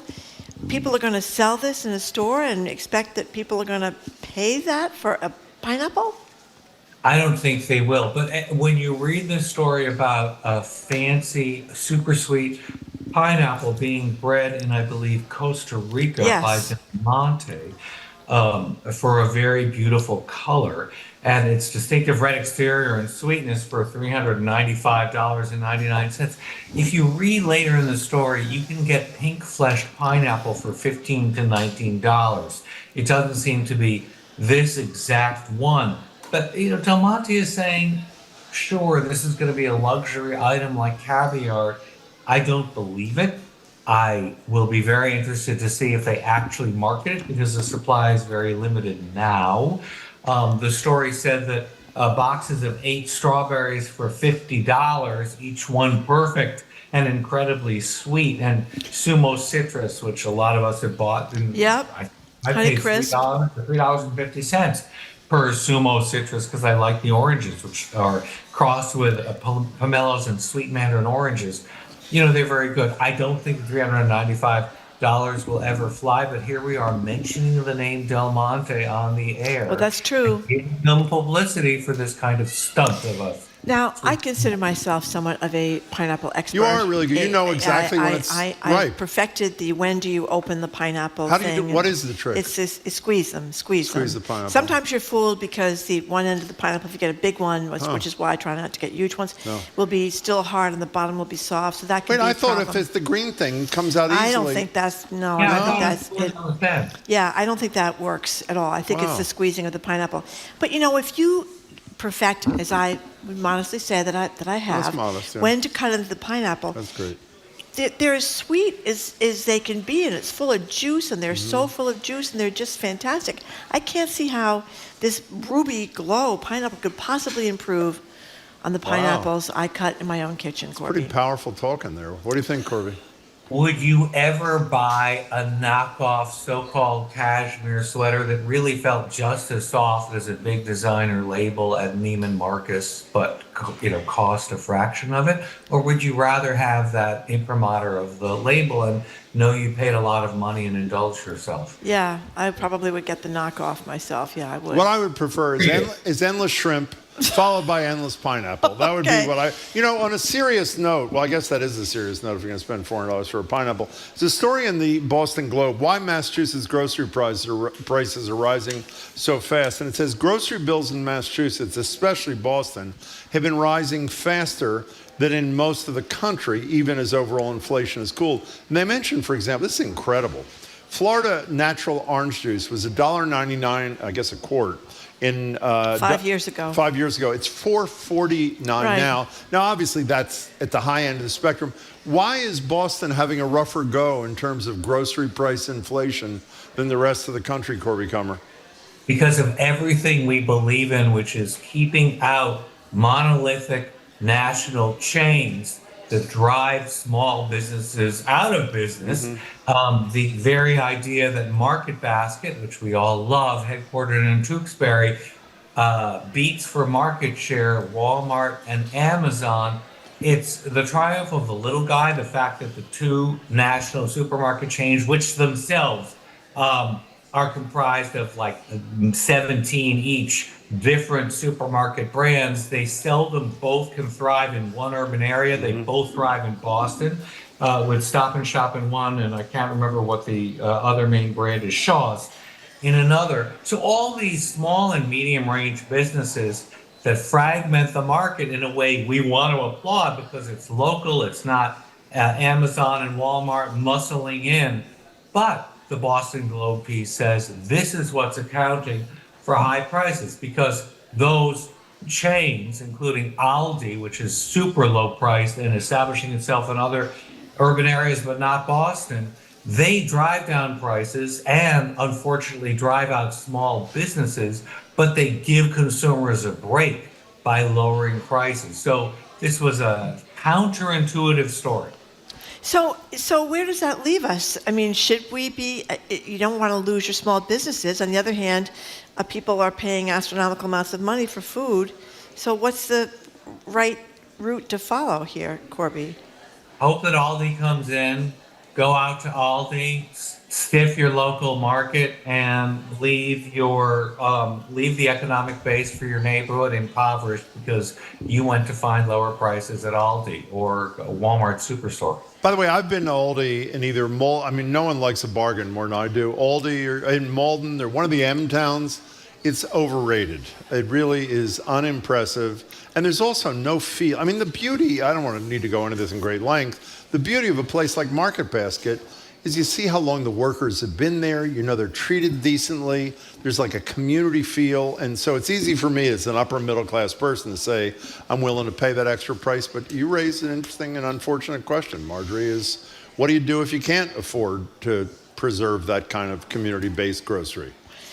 So, Corby, we talked to you a lot about Republicans, and it generally is Republicans trying to cut down on government programs for the poor. I was stunned when I read this story about the latest effort involving Supplementary Nutrition Assistance Program, which goes to a lot of young mothers with babies, that the average benefit is about $6 per day. You're not going to go wild on $6 per day, and yet they're trying to reduce even this or make SNAP even harder to get? It's going to be really interesting to see what happens with the Farm Bill. So the tension over the Farm Bill, which is reauthorized every 5 years, is always between cities which need nutrition assistance. SNAP is 80% of the Farm Bill, and rural areas which don't particularly need it and don't want to have to pay for the urban areas, what they consider unwarranted welfare. So the newest wrinkle that Glenn Thompson, the Republican chair of the House Ag Committee, are saying is that they want to roll back the Biden administration's updating of the Thrifty Food Plan, the TFP, which hadn't really been updated in almost 20 years and was updated in 2021. And that increased the maximum monthly SNAP benefit by 21%. This was huge. This was really important. And yet, let's not forget, or it's easy to forget, there were increases in SNAP benefits during COVID. When they were rolled back, a lot of people, including in New England, who were SNAP recipients, were thrown back into the poverty rolls because those extensions had expired. And they were back to that 2021 increase in SNAP benefits. The Republicans want to remove that 2021 recalculation and says that everything has to be based maybe on inflation, but it has to be cost neutral. Can't keep saying that that an average meal plan has increased the price, and so therefore SNAP benefits should increase because it just makes the Farm Bill unmanageably expensive. It broke $1 trillion after the 2021 recalculation of the Thrifty Food Plan. So this is going to take food out of the mouths of many families if the Republicans succeed. So I have a question for you about this, the motivation here. I know the primary motivation in a situation like this is pandering to the donors, but there are also a lot of poor people in red states. And so are the members of Congress like this Thompson guy calculating that the poor person in my district who depends upon SNAP or food stamps is not going to understand that I am cutting the number of calories that we are helping to provide a day? I mean, well, they did it already with Medicaid expansion. I don't, how do they get away with it, I guess, is the bottom line.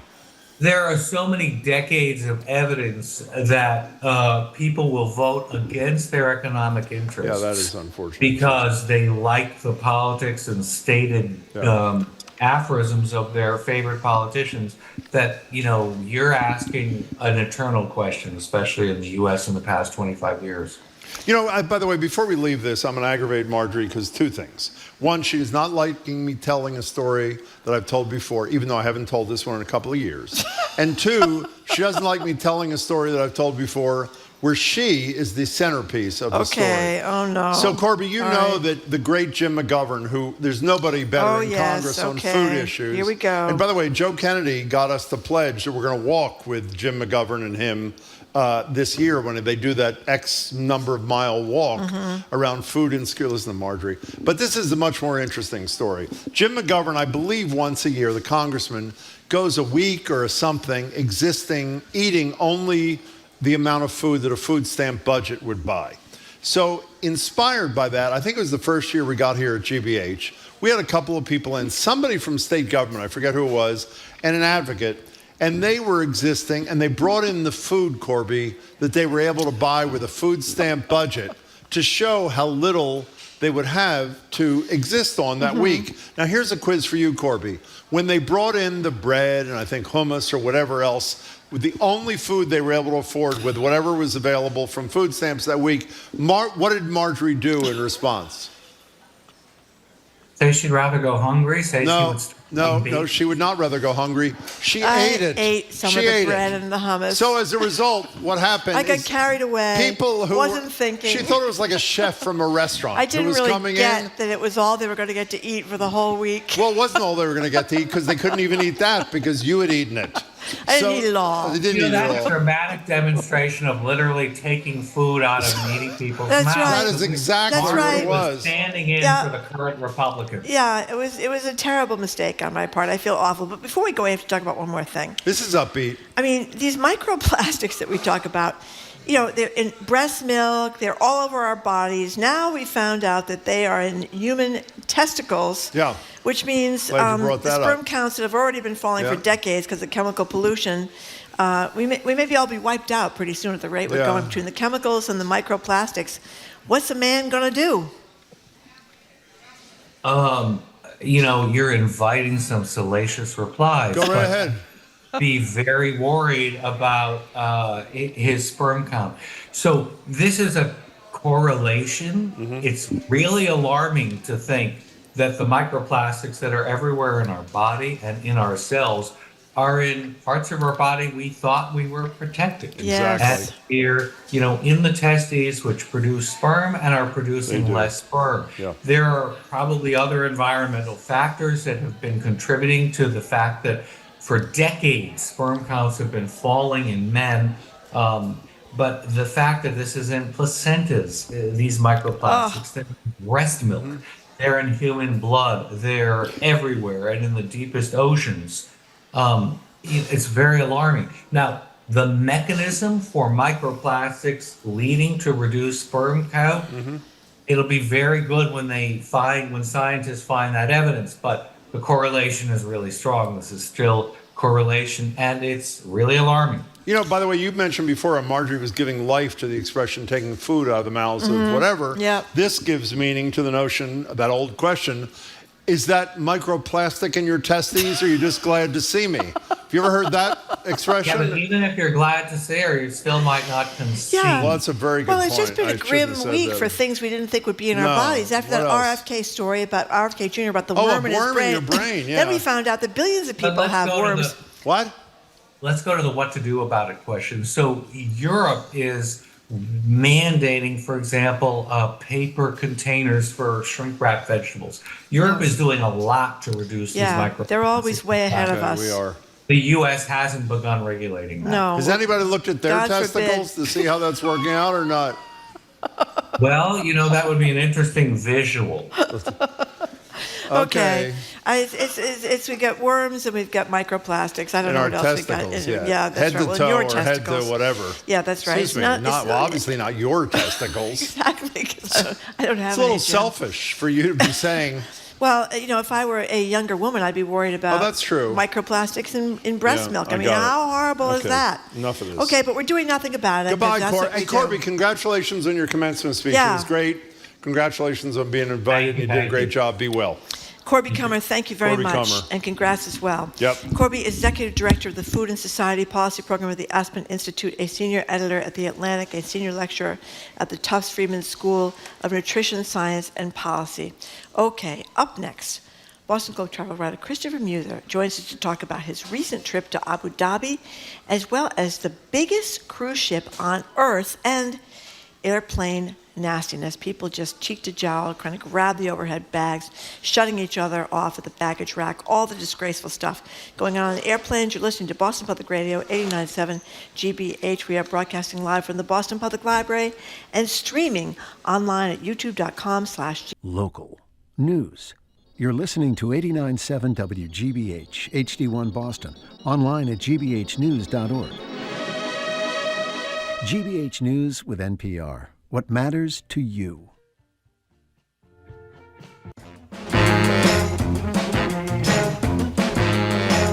Welcome back to Boston Public Radio. Mark Jigan and Jim Browdy. We're broadcasting live at the Boston Public Library, streaming online at youtube.com/GBH News. Back here tomorrow with United States Senator from Rhode Island, Sheldon Whitehouse. He'll zoom in to talk about the sorry state of the Supreme Court. Here to talk to us about playing cards with two old ladies on a train is Christopher Muther, travel writer for the Boston Globe. Welcome, Christopher. Nice to see you. It's wonderful to see you. Yeah, we're going to talk about that train in a minute because I think it would be wonderful to go on one of those trains across Canada or across anything else. People haven't played cards in like 70 years, and he's playing cards with two. I mean, however, I did not talk about microplastics in my testes. Just throw that out there right now. That's too bad. Yeah, I mean, might have really, given him a lift, if you know what I mean. How did it come to this? I just don't know. I'm like, how do I follow that? Exactly. Okay, so Christopher, I know you didn't spend that much time at the Cannes Film Festival, but you could at least give us a few headlines. What was it like? 20 stories. Can you imagine a ship that? that's basically, if you put it up, it would be taller than the Empire State Building, and you've got 10,000 people on it. It weighs 250,000 tons. It's a big let me ship. ask you It's something. a big ship. What's it called? Icon of the Sea? Icon of the Sea. 40 restaurants, 7 pools, 6 water slides, 55-foot waterfall. I mean, unbelievable. I and heard greenhouse gas emissions to beat the band. that instead of Icon of the Sea, and you'll correct me if I'm wrong, they were thinking of naming this Hell on Earth. Do you know if that was that? Now, let me. You're a travel writer. Is that right? I've been told. It's on my You're a resume. travel writer at the Boston Globe. How much would you like to go on a cruise with 7,500 other people and 2,000 crew members? Tell the truth. Do I get to pick the 7,500 I'm other serious. people? Can you? Who likes this? I'm sorry. I know a lot of people do, so Yes. I'm not being disrespectful. What is the appeal of going on a float? You quoted the Guardian. Someone wrote in the Guardian calling it looks like what a human lasagna might look like. That's very appealing. What is? I'm not trying. Let me take back critical comments. I'll ask more dispassionate. What is the appeal of going on a 10,000 person cruise? I think part of it is, let's say you have a large family. Yeah. You have little kids. Kids. And here's a ship that has, so many restaurants, so many. It's like a floating resort. And the appeal is that you get to go into ports. But if you have children, if you're, let's say you're my age and you have kids, you have parents who aren't as mobile. Here you are, just put them all on one ship. You've got everything covered. And price-wise, this is something people don't think a lot about. Cruises, like mass market cruises, cheap. They're pretty inexpensive. Are they really? Yeah. Yes. Like the newer ships, like this ship is a little more expensive because it's got all the new bells and whistles. But if you go like 1 or 2 generations lower, which pretty much has all the same things, it's kind of a deal. Have you know you what done else a too? I'm sorry. You know what else? Because I did go on a cruise. I didn't really like Where'd it. you go on a cruise? You tell me. I forgot. It's one of those Royal Caribbean things. So where to where? Oh, God, I don't even remember. We flew to Florida. We went around the Caribbean somewhere. Yeah, okay, but the thing is, when you do have your kids, and your kids are young, 8, 10, old enough to be away from mom and dad, but you don't have to worry about them because they're not going to jump off the ship. No.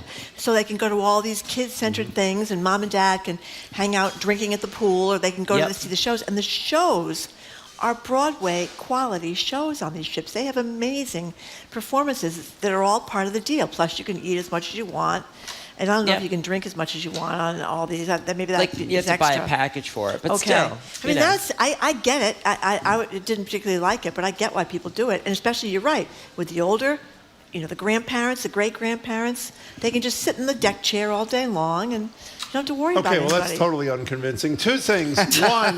One, were you able to calculate with any precision how many glaciers they melt with every trip? You haven't been able to figure that out yet? I think for every inch the boat moves, it's 1 glacier. 3 more polar bears drown. Yeah. I Exactly. think that's the math. Okay, so hold on, before we move on from this. Yeah, I'm not moving on anywhere. There's the smaller boats, the one that go down the Danube, because I have friends that are on You wrote those. about that, a 700-person thing a couple of weeks ago, months ago. Something. I mean, that under would seem 300 actually. Whoa. That would seem much more civilized to me. It's all about, and it's easy for us, at least for me, without children, who is a little bit of a snob, to look down at these things and say, I would never However, there are, like, for instance, I have no compelling desire to go to Disney. But it's popular and people bring their kids there. So just because it's not our taste That's right. doesn't mean, that, Jim, you should be looking down on others. Well, let me just say, I want to be fair-minded about this. The only thing worse than Disney is Las Vegas. I mean, there are the two worst, other than a cruise on Okay. Earth. Now, All one right. last thing for you. Is it true that ABBA is performing on the icon of the... Okay, fine. If you don't understand that joke, Google it and you'll figure it out a little later. We're talking to Christopher Muther from the... one last question for you. This relates to the end of our show. I don't mean to dwell on the... whatever. We are going to talk about one of the saddest stories probably of the month, which was the bankruptcy of Red Lobster because of the endless shrimp promotion. You do have endless shrimp on a cruise. Is that not correct? It is correct, you do. Yeah. I mean, it depends on which cruise. Yeah. A lot of cruises don't have buffets anymore. They don't? No. What happened? What happened is right. I thought that's the whole appeal. No, I mean, cruises are becoming more sophisticated. They're trying to shed that image of, I'm not saying this is the case of Icon of the Seas, but there's plenty of others. Virgin Voyages, Silver Sea, like a lot of like the higher end don't bother with buffets anymore because you go to a restaurant, you order like a human as opposed to going to a table. Speaking of humans, we have a former coworker who we loved, who's no longer here. He's at another station. He and his wife go on a ton of cruises. That's what they find discount cruises online. They go on cruises. Mm-hmm. He bragged to me one day at the library that on a 7-day cruise, he gained 17 pounds. That's pretty beautiful, is that not? Yeah. Well, not beautiful for his wife, maybe. Yeah. Well, you can see where you can get carried away at the breakfast buffet. They still have the No buffet, no cruise, forget Well, I it. think a lot of them have breakfast buffets, don't they? Do they? I mean, I'm sure you can find a cruise with lots of buffets. Yeah. Yes. But it is kind of nice to sit down at the table because you have the same table every night. You get to know people on the table with you and you order like a regular person, like Christopher just said. Okay, there are many places I want to go in the world. Abu Dhabi was never on the top of my list, but apparently I'm mistaken. Yeah, Abu Dhabi is an interesting spot. We have a new nonstop flight from Boston on Etihad Airways, and I had never thought that Abu Dhabi would be something that would fall into my realm of Why is that, place that I would visit. Because they have a little bit of a record with human rights. Mm-hmm. And also, as a gay homosexual, it's also illegal for you to be gay and or homosexual. Well, that's welcoming, there. I think, yeah. So I thought I was really torn about whether or not it would go, but there is a new nonstop flight, and normally when there's a new nonstop flight out of Boston, I try to check it out. So I went and sort of read through issues. I've talked to people who were there, and I thought, as Nancy Sinatra says, you only live twice. I'm going to go, and I'm going to check it out and see. So? I liked it. And I'm not advocating I'm not saying people should go if they're concerned about human rights issues, if they are... Aren't you? I am, yes. Okay, so why'd you go? Because he's a reporter and he goes on the first flight out of Boston. That's why. By the way, who'd I ask that question? I bet you or him? I bet the airline is really nice. I'll take her answer. United Arab, the airline, I bet, is really nice. Oh, it's gorgeous. Yeah. It's it's like good food. It falls in the category of like Emirates, like the really high-end airlines. It's a gorgeous airline, super comfortable, great flight. Yeah, I was really, that's part of the reason why I did the trip as well, is I needed to try the airline because I usually try to have a good grasp and able to compare so I can say Frontier and Spirit aren't as good. Yeah.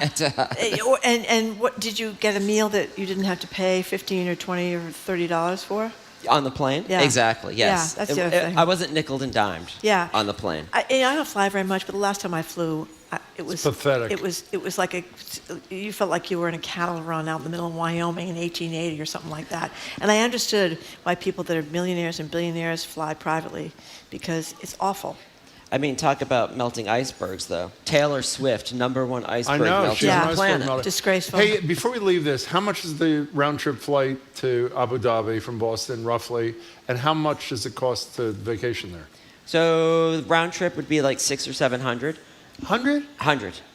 Wow. That's not bad at all. That's really, I'm shocked. How about staying there? Staying there is expensive. Like It's, what? I mean, you'd pay at least like $400 or $500 a night, depending on the hotel. Like I stayed at a fancy, and that was closer to $900 a night.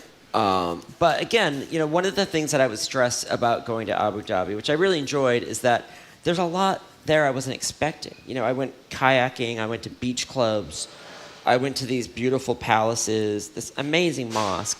It's all over the top. It's completely kind of out of the realm of what I would normally do. Did you say it was 30 acres? Is that what you wrote? Yeah, this mosque covers incredible. 30 acres. Well, didn't you say amazing. somewhere that when did they figure out there was all this oil there? It was not that long ago, right? It wasn't that long ago. So everything is pretty new. It's like very 58. It's like very Beverly Hillbillies. Yeah. You know, they found oil, like the whole city sprang up. Very much the same with Dubai.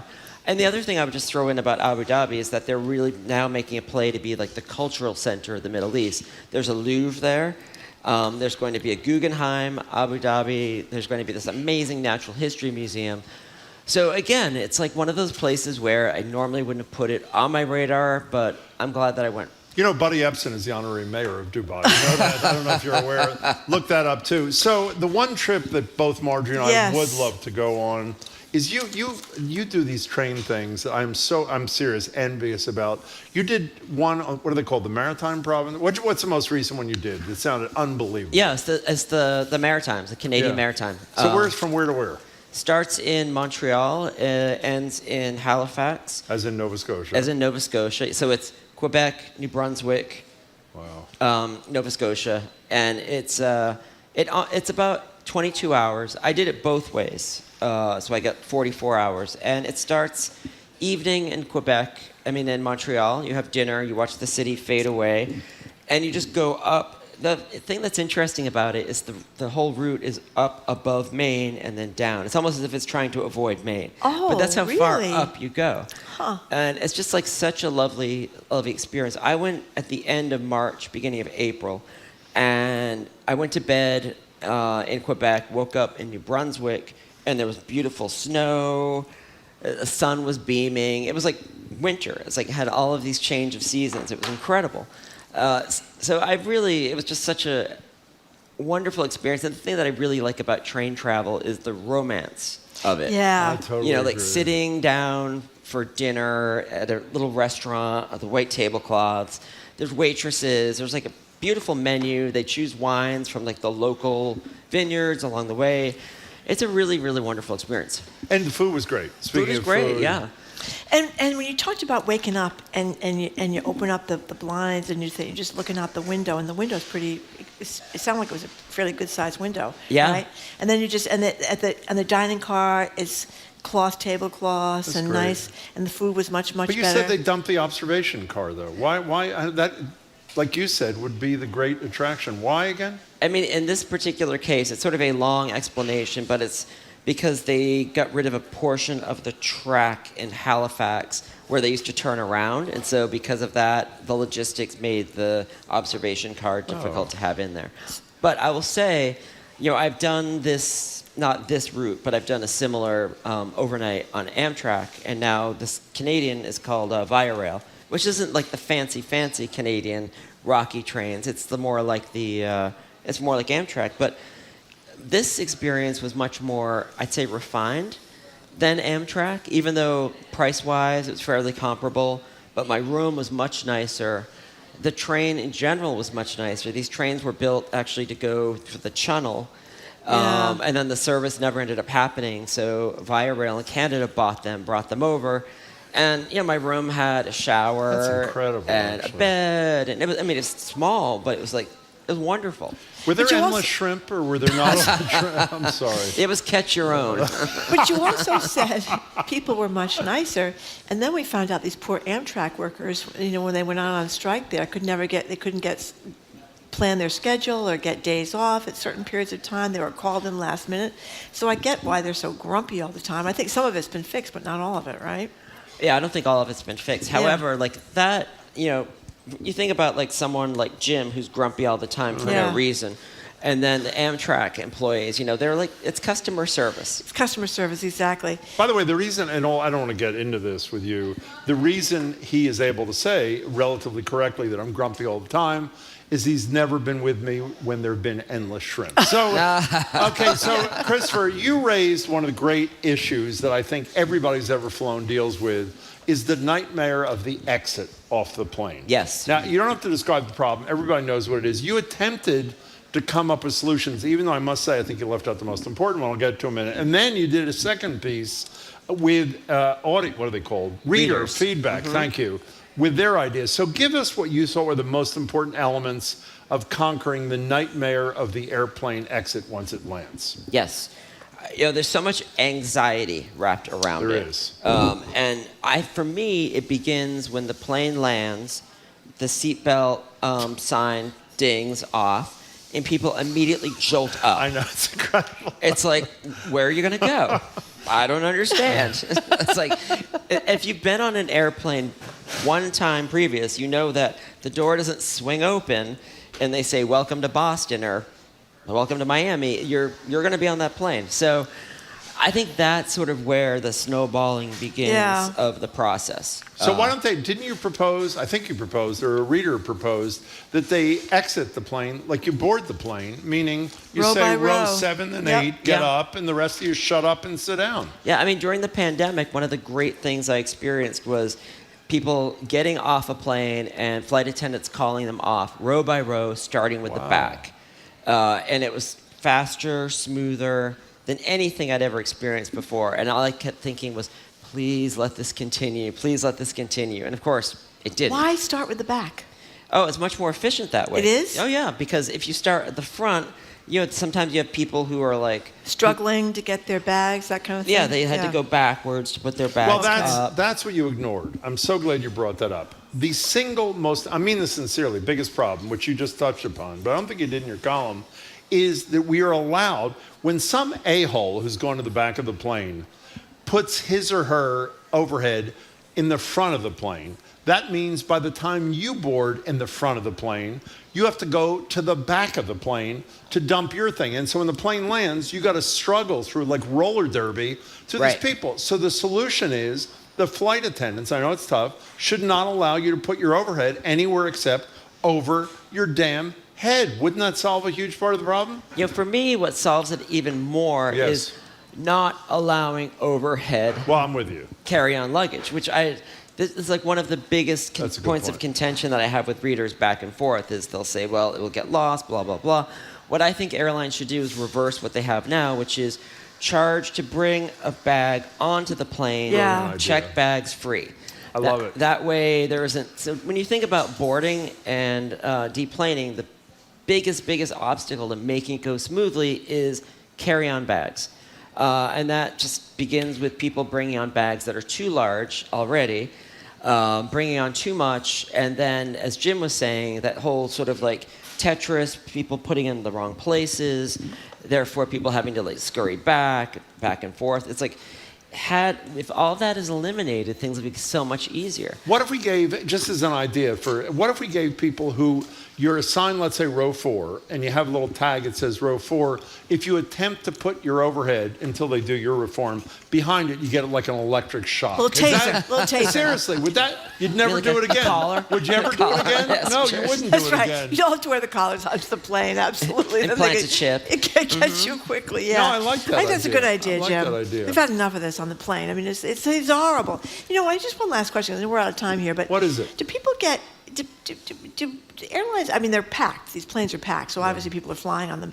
But do they care about how awful it is for 90% of people? They don't, probably. They want to pack people in. First class always looks great. You always go through first class. That really gets you annoyed because you see how great it is up there. And then you go back to the cattle of the 19th. Do you fly first class on these globe junkets of yours, or do you not? Do you? I don't. You don't. You fly economy? Yeah, I actually just got back from Barcelona, and I was on a airline called Level, which is a European bargain carrier, and it was the most excruciating 7.5 hours of my life flying back on this. It was just like I was squeezed in. The woman behind me immediately reclines, so my back of her seat is about this far from my face, and I'm just kind of like that the whole time. So I'm really fascinated to know what will happen to my posture as I get older. Pretty soon, I think I'm just going to be walking like this all the Well, time. unfortunately, if it weren't radio, that'd be really interesting. Now, Christopher Muther, it is excellent to see you. Thank you so much for your time, as always. Thank you very Pleasure's much. all mine. Thank We've you, been kids. speaking with Christopher Muther. He's a travel writer for the Boston Globe. Up next, CNN's John King on Trump's trial, the sordid chaos coming out of Washington. You're listening to Boston Public Radio, 89.7 GBH, broadcasting live from the Boston Public Library and streaming at youtube.com/GBH News.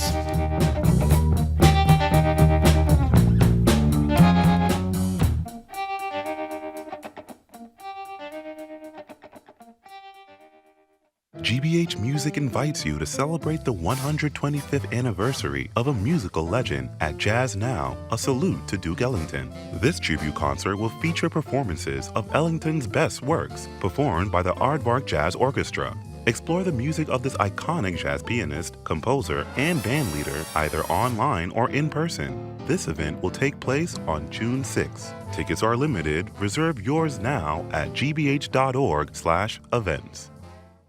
Support for GBH comes from you. And Direct Tire and Auto Service. The team members at Direct Tire want to thank all their clients for 49 years of business. Tires, brakes, and complete auto repair. Direct Tire and Auto Service. Not just service, customer service. And A Strange Loop, the acclaimed musical about a young, black, queer artist trying to make sense and a musical out of his life through May 25th only. More at bostontheaterscene.com.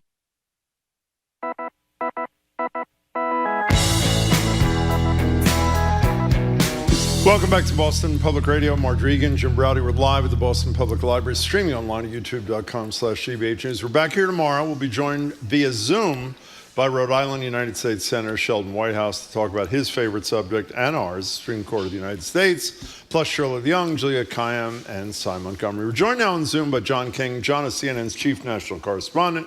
He's behind the great reporting projects all over the map and the battleground. John King, great to see you. I volunteer to carry the taser if I don't put my carry-on bag in the right. If I don't put my bag in the right bin. Yeah. I'm with you, John King. It must drive you nuts, especially when you have to do a lot of extra traveling. I mean, God, it's awful. It is. I'm doing a lot of traveling. I'm back on the road so much this year. I'm in Philadelphia right now. I flew here from Detroit last night. We were in Detroit yesterday during the day. The suburbs around Detroit. Now we're going out in the Philadelphia suburbs this afternoon. Yeah, it's interesting. It's great to meet the American people in the place they hate the most, the airport. Yeah, that's right. So John King, defense has rested. The back and forth is over. We're going to have some closing statements, and then the jury could get the Trump election interference case as soon as next week. So I'm wondering, do you think it's going to make any difference if he's convicted, if he's acquitted, if there's a hung jury in terms of this election, or is everything so baked in, it doesn't matter? That's a fantastic question, Marjorie, and it's one of the reasons I am where I am today. In the Pennsylvania primary, 2 months after she dropped out of the election, Nikki Haley got 17% of the vote. 159,000 people went and voted in a primary to vote for Nikki Haley when they could have stayed home. They didn't have to go. So there's a protest about there among Republicans. So what are they going to do? What are they going to do? They're Republicans, right? They don't really love Joe Biden. And so what are they going to do? If Trump is convicted, will that affect them? That's one of the questions. As we get out on these, one of the key voting blocks will be where does the Nikki Haley voters go? 17% here, 20% in Indiana. So there's a significant group of Republicans who are still having a hard time digesting that Donald Trump will be their nominee. Will a conviction, if there's a conviction, in this case or another case, get them to say, I just simply can't do it? That's a great question. I will tell you, this piece hasn't aired yet, so I shouldn't put the cart ahead of the horse. But we were talking to 2 Trump voters yesterday who are members of the United Auto Workers. Their union has said you should vote for Biden. They don't plan on voting for Biden. And both of them rolled their eyes at it when I asked them that question. They said no. They think that it's all politics and they're going to be for Trump. And they think it's, the quote-unquote witch hunt. While we're on the subject, I'm sure you're both shocked that after weeks and weeks of saying he would testify that he didn't, right? Yeah, exactly. And by the way, I just read, I don't know if it's from CNN, that he didn't testify. And lo and behold, the one day that he doesn't stop when he leaves the courtroom to talk to the press is the one day that he has violated his own notion that, of course, I want to testify. And reporters were yelling the question at him. And, of course, he chose not to answer. John, I want to add one thing. You're talking about what happens if he's guilty. And whether that's I believe for a long time that hopefully will affect at least enough people in the margin that it can make a difference. I worry much more about a hung jury, assuming that an acquittal is unlikely. You don't know, but a hung jury, where at least one member of the jury says, I believe he's not guilty, and as a result, there's no verdict. It's a hung jury. In light of the fact, growing likelihood, this is the only trial that's going to happen before November in the election. For an average disengaged voter, it's not implausible to make the case, I told you all along, this is a phony thing. A jury decided it wasn't me. A jury decided that I was not guilty of any crime. And you could see people moving, at least I can, moving in the direction of Trump, who maybe were fence sitters because it was all rigged, says Donald Trump, with some evidence, at least according to him. Is that implausible by your standards or no? No, I think you lay it out just right. I think you can both see a Trump fundraising campaign and a Trump messaging campaign saying even in, 80% Democratic Manhattan, the people understand they're out to get me. The average American understands that, the prosecutors, Biden, et cetera. Most of that will probably break the fact check machine. But yes, there's a clear political, Donald Trump will make a political argument here either way. And if there is a hung jury or he is acquitted, you can be sure he's going to, the I told you so is exactly right. He's going to say they're out to get me, this one and all the ones to come down the road if they happen. And he's also going to say, the best way to make sure the rest of them don't happen is to elect me president, because I'll make them go away. Talking to John King from CNN. So John King, when I learned the end of last week that Supreme Court Justice Alito, he blamed his wife, but anyway, at the Alito household, there was an upside-down American flag, which is a symbol of the people that say the election was stolen, stop the steal. Flag was flying in front of his house for, it sounds like, at least a few days, and the justice was going in and out of the house, like he blamed his wife, but still, I thought there would be a huge uproar. I mean, I know we've got Clarence Thomas, whose wife is already involved in the insurrection and emailing Mark Meadows, et cetera, but I just thought there'd be a big deal about this flag, and it's kind of like nothing from the Supreme Court justices, not much from politicians. What do you make of that?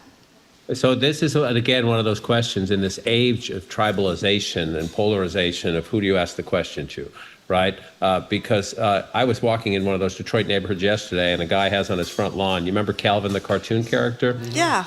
Yeah, Calvin peeing, forgive me, urinating on Joe Biden is the poster on his front lawn. And you see again, forgive me, I know it's the lunch hour, the FU Brandon posters and banners around the country. So there is a piece of the country, and there's some of it, nowhere near to the degree, but sometimes you see pretty virulent stuff about Trump.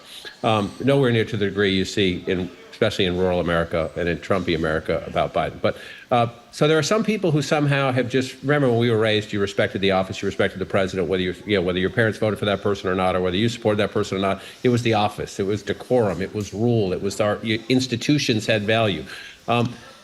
That has decayed. Our social fabric around those kind of things has decayed significantly, I would argue. But back to the people who will decide the election, you make a key point. One of the things that is, whether you're talking to voters on the right or voters on the left, if those labels even apply anymore, is that so many people think, WTF about Washington. Right?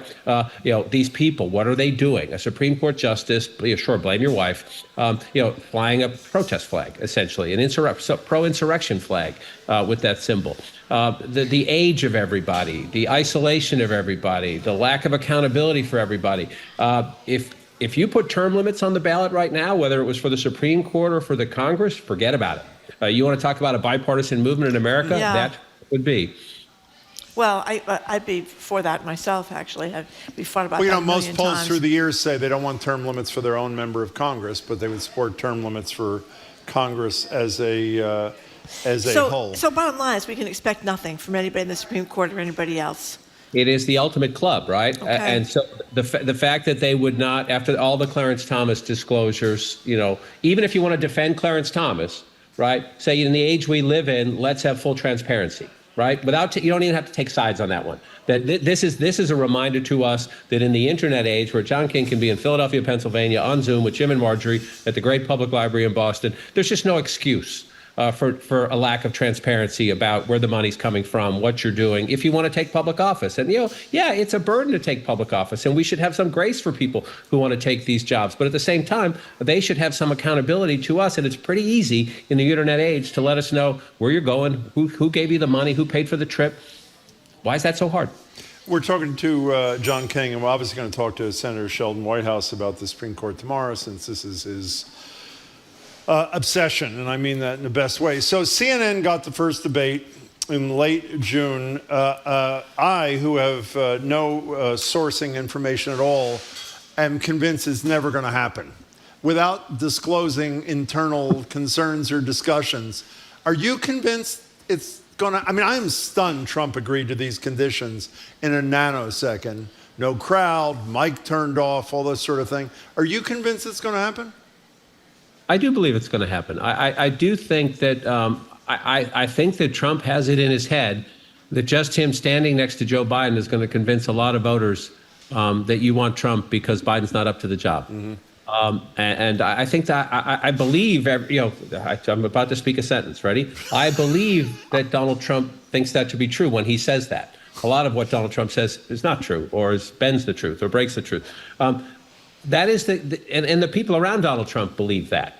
And so, yes, it's on the books. I think it's going to happen. Would I be totally shocked if something happened? No. What you see now, there's we should have the Trump campaign saying we should have more. What is it? ABC and CNN have presidential debates, and CBS has a vice presidential debate. I think is that right? Yeah. And Fox is trying to get involved, and others are trying to get involved. I don't blame any organization for saying, "Hey, let's have more debates," for trying to pitch themselves to have a debate. But that's what we have right now, and until something else happens, I think it's remarkable. I think it's good they're debating. June is early.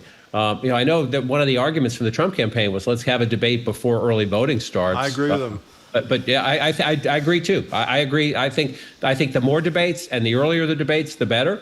But nobody's voting in June. That's pretty early. That's an argument there that if you have a horrible debate, it does give you time to recover, right, if you will. Because it's even before the conventions. I mean, they're not even officially the nominees by the party rules. That's kind of interesting. So who's the front runner in the vice presidential sweepstakes? I wish I knew the answer to that. I don't know the answer to that. You've seen, we talked about this last week, the parade of people wanting to be at Donald Trump's trial. The question I have here, I have no inside information about this. The question I have here is, does Donald Trump see a need? Do his people, he listened to his lawyers here. He did not testify. I don't know if he wanted to testify anyway, but his bluster was, I want to testify. And he listened to his lawyers. In 2016, he listened to his political people when they said, you have a problem with the Christian conservative Republican base. Mike Pence would help you, and Ted Cruz could not mess with your convention if you pick Mike Pence. Trump did that. No affinity for Mike Pence. We saw that for 4 years, but he made a political decision. So what do they think Trump needs now? If he could get Nikki Haley, he says he's not considering her. I don't know if she would take the job if it were offered. Some friends of hers are trying to, convince her that she should if it's offered. I think that would help Trump enormously. That's just a fact from my travels, what you hear from people. Will he make a political choice like that, or will he just do something Trumpy? I don't know. So John King, and by the way, we say this often, but particularly at times like this, little John King's first big breaking news story was when you identified the vice presidential nominee of a guy who used to be governor of Massachusetts, Michael Dukakis, Lloyd Bentsen, correct? That's correct. Sitting in 84 High Street, the old Boston AP office, many, many moons ago, after a long night sitting outside Dukakis' house in Brookline. And in turn, Lloyd Bentsen is then famous for maybe the great moment in vice presidential debate history, as we all remember, with Dan Quayle. So, John, Dan Shaughnessy says in the Globe, and I'm sure you read him, that the Celtics are not battle-tested as they head into the Eastern Finals because they've played inferior teams. Do you share, I don't know if I should say his concern, do you share his observation?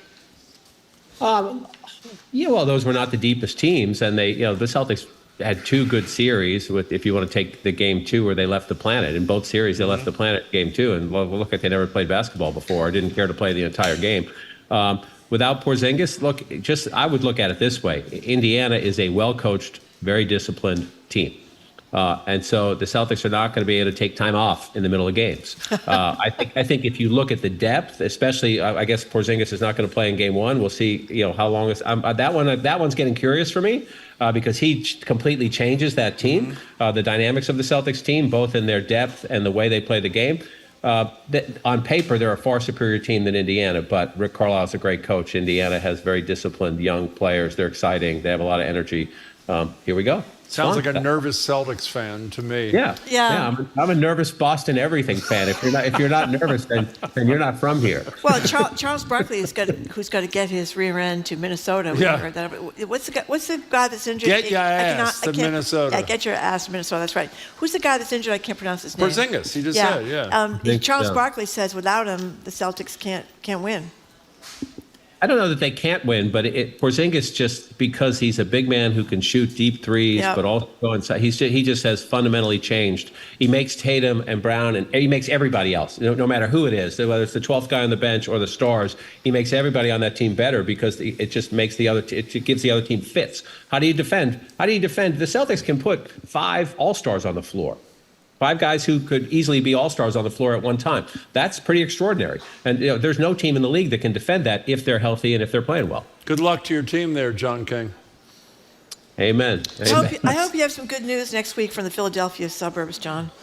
I'll let you know. I'll see you Tuesday. Okay. See you later. Thank you very much. Remember James Carville? I should have said this to John. Remember James Carville's a great line about Pennsylvania? There's Pittsburgh. There's Philadelphia, and everything in between is Alabama. Yeah. That was a pretty great line. Okay. See you, John King. Thank you very much. We've been speaking with CNN's John King, Chief National Correspondent behind the reporting projects all over the map and the battleground, where he goes out and talks to voters about their feelings, their concerns as we head into 2024. Okay, up next, a topic that's very close to Jim Browdy's heart. How far would you travel for unlimited shrimp? Red Lobster is going bankrupt, and they had an unlimited shrimp offer at their stores, or the restaurants, I should say, for years. Jim wants to solicit listener suggestions for where he can go to get unlimited shrimp. You're listening to Boston Public Radio, 89.7 GBH.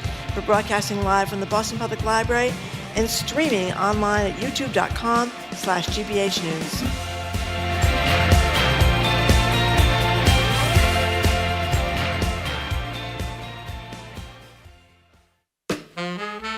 I'm Jared Bowen. Coming up on The Culture Show, disco queen Donna Summer. Her style is on display at the Museum of Fine Arts. One of the curators behind the exhibition, Where Fashion Meets Self-Expression, joins us. Plus, Boston Calling, the annual music festival, is nearly here. GBH's Culture Vultures, Haley Lerner and Molly McCall, join us for a preview. That and more on The Culture Show today on 89.7 GBH. Funding for our programs comes from you. And the Boston Speakers Series, announcing its upcoming season at Symphony Hall for 7 evenings, featuring Liz Cheney, Andrew Lloyd Webber, news anchor Chris Wallace, and artificial intelligence entrepreneur Oren Etzioni. bostonspeakers.org. And National Grid, helping businesses work toward a sustainable future by offering guidance on heat pump solutions. Learn more about how heat pumps can help reduce greenhouse gas emissions at ngrid.com/future.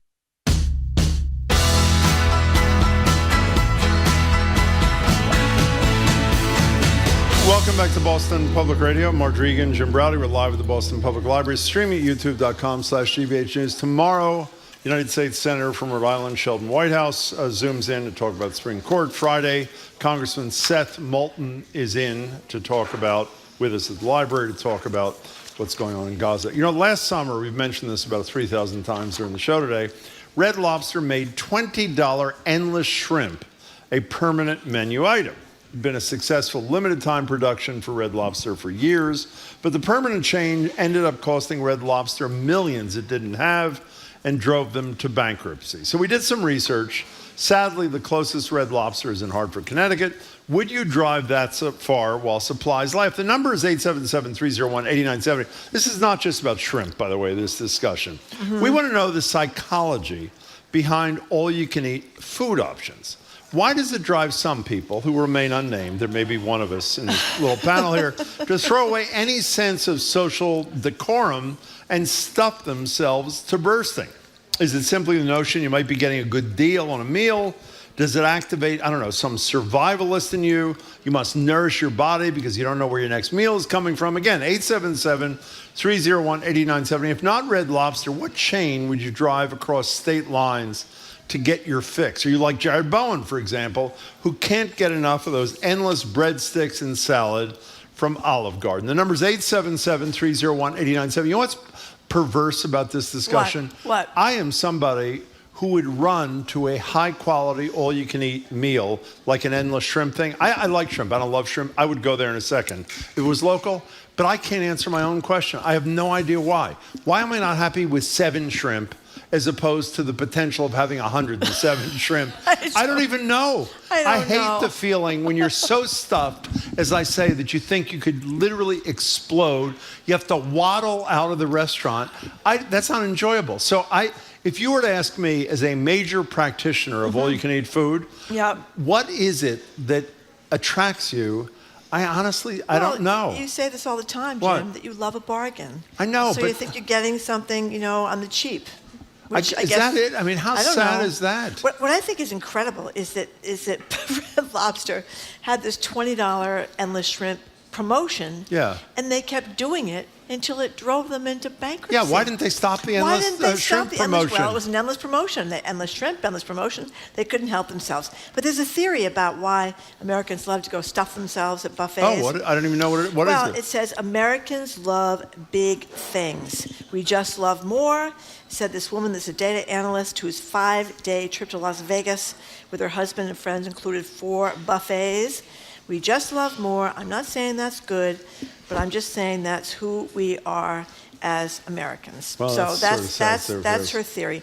And then the other attraction in this piece about these endless buffets is that American dining, we like consistency, we like value, we like choice. Now, that to me is not necessarily synonymous with the buffets I've seen, but that's what they say, and that for a while, people of modest means can feel rich because they're eating as much as they want. And also, I guess, people that have just gotten here from someplace else don't have a lot of money. Oh, wait, I'm not done with it. First of all, I am not of modest means. I make a very good salary. Yep. And you know what one of the most painful experiences for me is when I'm an all-you-can-eat. Let's assume I was at this endless shrimp thing. Correct. And I had like 70 shrimp or whatever you've had. I'm just curious, how many shrimp do you think you could eat in a sitting? It depends on the size, obviously. I mean, like, remember when Roger Berkowitz used to own Legal Seafood, those perfect shrimps? You can't eat 70 of those, obviously. No. You can eat like maybe 10 of those, and that's it. Oh, okay. But it's not bad. I'm proud of that. Okay. So let me just say the following, though. The feeling that I have experienced many times in my life, when I have reached the bursting point, and I'm depressed that I don't think I can shove any more in, how do you explain that? I don't know, Jim. I mean, I've had an excessive number of whatever it is that I like. I always, as we've discussed, whenever we discuss all you can eat, no one is more strategic in terms of what you eat first and what you eat next when you have the shrimp, assuming you're there for the shrimp. Yep.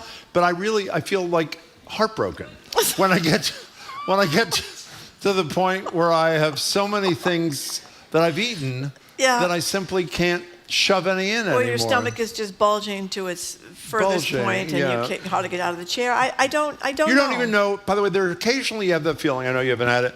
When you're not only bursting, you're not sure you're going to survive, and you say to yourself, "This is a good way to go if I have to go, but I'd prefer not to." In any case, let's take some calls. Jane in Concord, you were first on Boston Public Radio. We're talking about the end of endless shrimp, which is really sad, and related things. Hi, Jane. Hello. Hi. So I'm glad I didn't call earlier about ranked choice voting and the likelihood of President Trump not surviving his next term. Okay, thank you for that. that.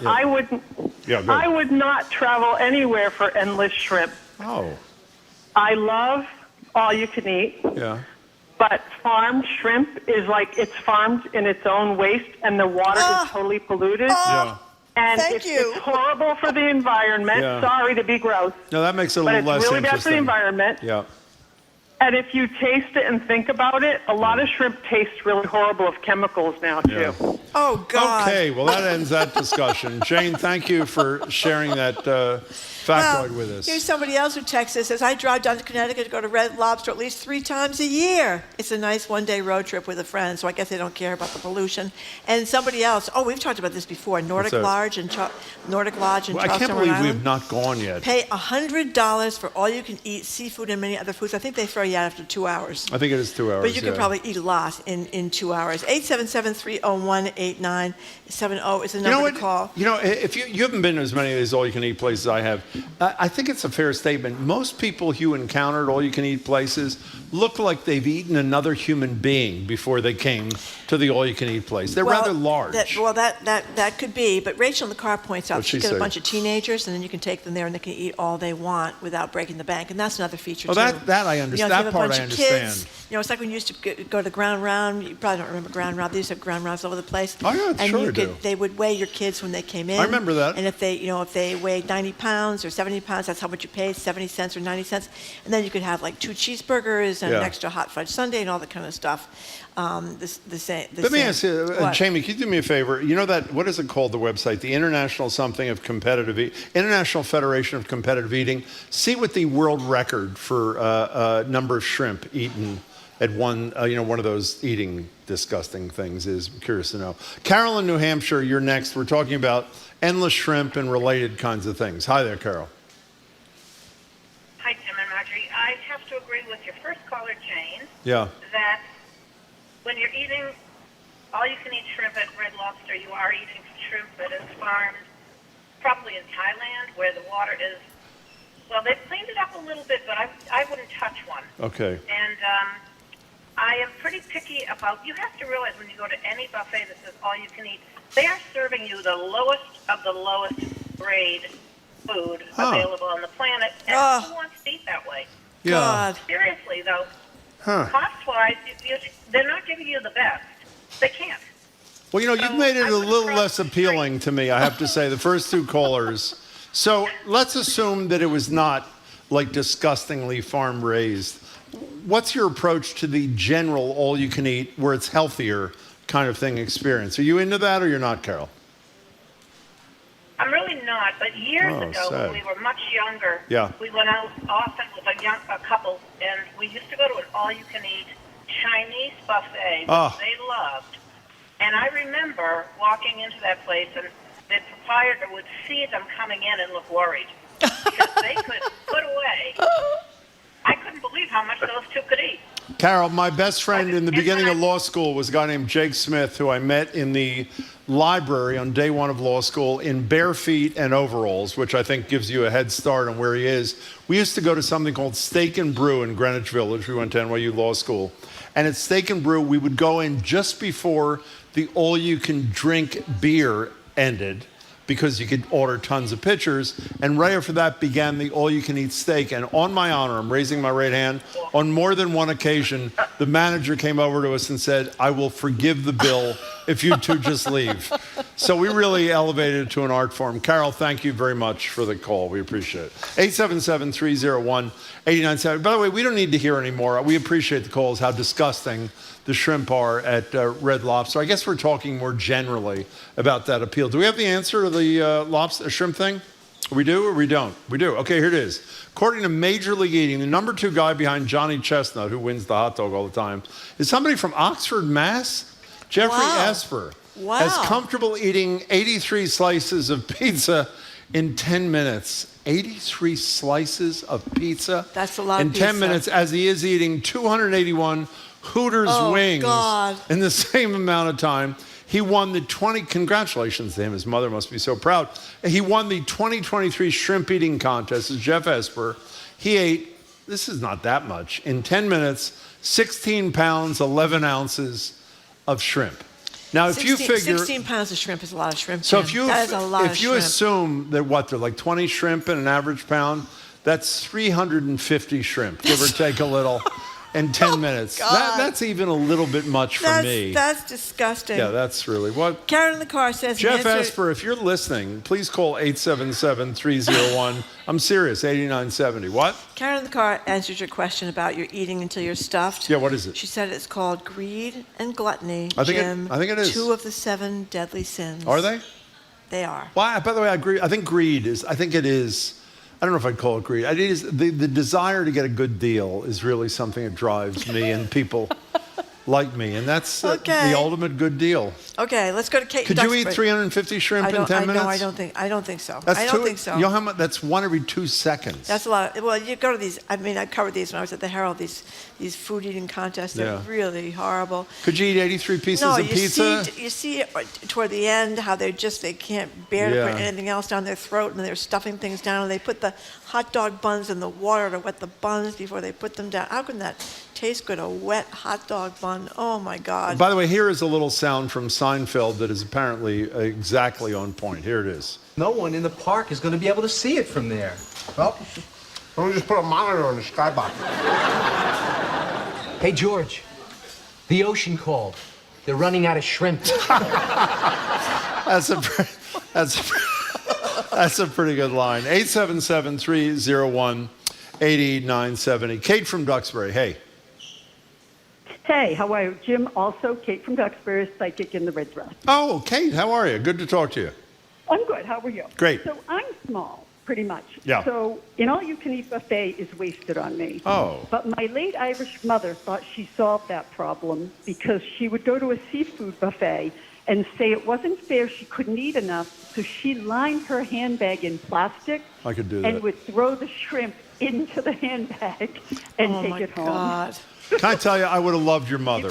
I mean, that is beautiful. And Jim puts aluminum foil in his pockets. I've done that. When we've done events for the station, our old station, I've had aluminum foil in my pocket. Maybe I knew your mother and just didn't realize it. And did the owners of the buffets, did they object to that, or were they okay with that? I don't know. I think she used a lot of subterfuge so as not to be noticed.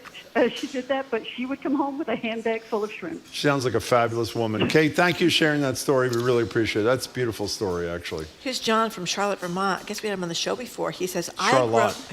I grow shrimp in a former dairy barn in Vermont. Oh. And you know me. I was the guy opening oysters in your studio. Oh, the oyster guy. I remember him. Rowan Jacobson, 5 or 6 years ago. I do remember him. Culture is a growing industry, very interesting. You can control the environment and produce helpful, local, sustainable seafood if you know what you're doing. He's ready to come on the show again, Jim. Well, send that to one of our colleagues here. Well, all these disgusting remarks about the water in Thailand and the shrimp and the Do you know water. how many? There are 8 slices of pizza in a pizza, right? I don't know. So if there are 83 slices of pizza that guy ate in 10 minutes, that's 10 full pizzas. That's one whole pizza a minute. I mean, I can't. One whole pizza a minute. Well, these guys train in these weird training eating things. I mean, it's just. You think so? Yeah, and they always have the eating contest on July 4th. So it's about. Well, Nathan's does the hot dog thing. Well, they have them over in East Boston. The sausage contest. They always did. It would be like 85 degrees and 80% humidity. Everybody's sweating and they're eating all this. Sounds really nice. Oh, it's absolutely. It's awful. Great. It's awful. Where do you want to go? Okay, let's go to Samuel in Austin. Thank you for calling. Hello, Samuel. Hey, it's Daniel. Oh, sorry. Hi. Yeah, I think there's something called Yamato. It's a sushi restaurant. I think there's one actually outside the Boston Public Library. And they have a sushi, all-you-can-eat sushi. So my friends and I in high school, we used to have a little tradition every Christmas. We'd sort of build up an appetite, and then we'd go for the all-you-can-eat sushi for dinner. And I think we got our money's worth the first few years because teenage boys just have like a that's true. Yeah. But after, I don't know, after 10 years or so, I think they sort of started getting the best of us. Also, the thrill is gone after you've done it a bunch of times, isn't it, Daniel? Right. Yeah. They also, for dinner, they have all-you-can-eat fried ice cream, so that's a nice bonus. Now, before you go away, when you were a teenager, we're talking about Jeff Esper, the guy from Oxford, Massachusetts, who has the all-time record for eating shrimp. He ate 9.75 pounds of Spam in 10 minutes. Could you have done that when you were a teenager? I don't know, but I had a friend one year, we did the all-you-can-eat, and we stopped at a gas station, and he got a tuna sandwich, and I don't know why he needed that after all the sushi, but that caused him to puke. So. Oh, that's lovely. Thank you. No, Daniel, we appreciate you sharing that last detail. Thank you very much. So Jeff Esper, who we got to have on the show, he's local, 9.7 pounds of Spam. Let me do the math for you, Marjorie. That's a pound of Spam out of the can every minute, and he ate 36 4.5-ounce brats, like bratwurst. That's disgusting. In 10 minutes. What do you think of that? I think it's gross. Thank you. John from Spruce Bay says the Big Texan Amarillo gives you a free 72-ounce steak if you can eat the first 72-ounce steak. 72-ounce steak. So that's how many pounds is that? 4.5 pounds. That's a lot of steak there. Yeah. Yeah. Okay. Robert is a psychologist in Providence. He says, we are powerless over our primitive brain, feast or famine. We've not been civilized for that long. In the scheme of things, our reptilian brain thinks if I can eat as much as I can get my hands on now, it's going to sustain me, I guess, for longer. You think that's what motivates? You think it's the bargain that is my motivating force kind of thing? Why don't we take the staff for our Christmas thing to the Nordic Lodge in Rhode Island? I think we've lost, some people have lost that feeling of, okay, I'm full, I'll stop eating. Yeah. I think a lot of people don't do that anymore. Well, a lot of us, someone asked me how often I'm hungry the other day, and I said, listen to this. What's that? This is from our staff. You said this every year, Jim, about taking the staff to the Nordic Lodge, and it never happens. Well, you know why? That is correct. Hannah and Nicole and Zoe by the way, all signing on. Can I be clear about this? We've been saying it for years. I didn't say I would take them. I said we would take them. Yeah. So why are they not blaming you for not following up? I don't keep mentioning it all the time. The Nordic Lodge is one of your favorite topics. Can I tell you, I'm going to say it right now. We're going to take you to the Nordic Lodge someday, okay? I don't know exactly when, but Marjorie's going to take. When would you erase that? Jeff Esper, what did he just eat? How many buffalo wings? We lost it. He ate 281 buffalo wings in 12 minutes. Why is he not on the show instead of talking about Red Lobster? I mean, he is. What does he look like? Do you have a picture of this guy? Can you put it up here? Well, how about the woman the most famous? Oh, the spider, Black Spider, or whatever she is. She weighs Black Widow. about 75 pounds. She does. And she's stuffs herself with all this food. She's like one of the champions in the whole country. I think it's like that woman's mother with a handbag with a I don't know. plastic the whole wrap thing in is it. very weird. Yeah. This is someplace called AYCE Korean or Brazilian barbecue. This is Martin from Randolph. You've never been to one of the Brazilian barbecue I've places? I've not been to Brazilian barbecue, God. But this person's, and Martin says she makes sure she's hungry and gets her money's worth and to go to places where the meat is of good quality. You know what they do? They come to your table with like these huge things of meat on a skewer, and they slice it at the table and put it on your plate. It is fabulous. Somebody said There's one right around the corner at Copley, actually. Somebody said before the only thing they eat at Red Lobster, they have cheese bread or something at Red Lobster. I've never been to Red Lobster. Bread. Yeah. Well, look at this guy. By the way, it looks like he has 0% body fat. Looks very healthy. He looks like one big muscle. Mark from Quincy. Or one big bratwurst, or whatever it is here. Can you put his picture up on the damn thing here, or we can't have the technology? Mark from Quincy. We're trying to squeeze in one more call here before the show's over. Go ahead, Mark. There. You're talking about a churrascaria. That's that Brazilian. Yes. Yeah. I'm with you on all the points. Mostly they've all been brought up, but where would you go to eat something like that? The quality is going to be horrible.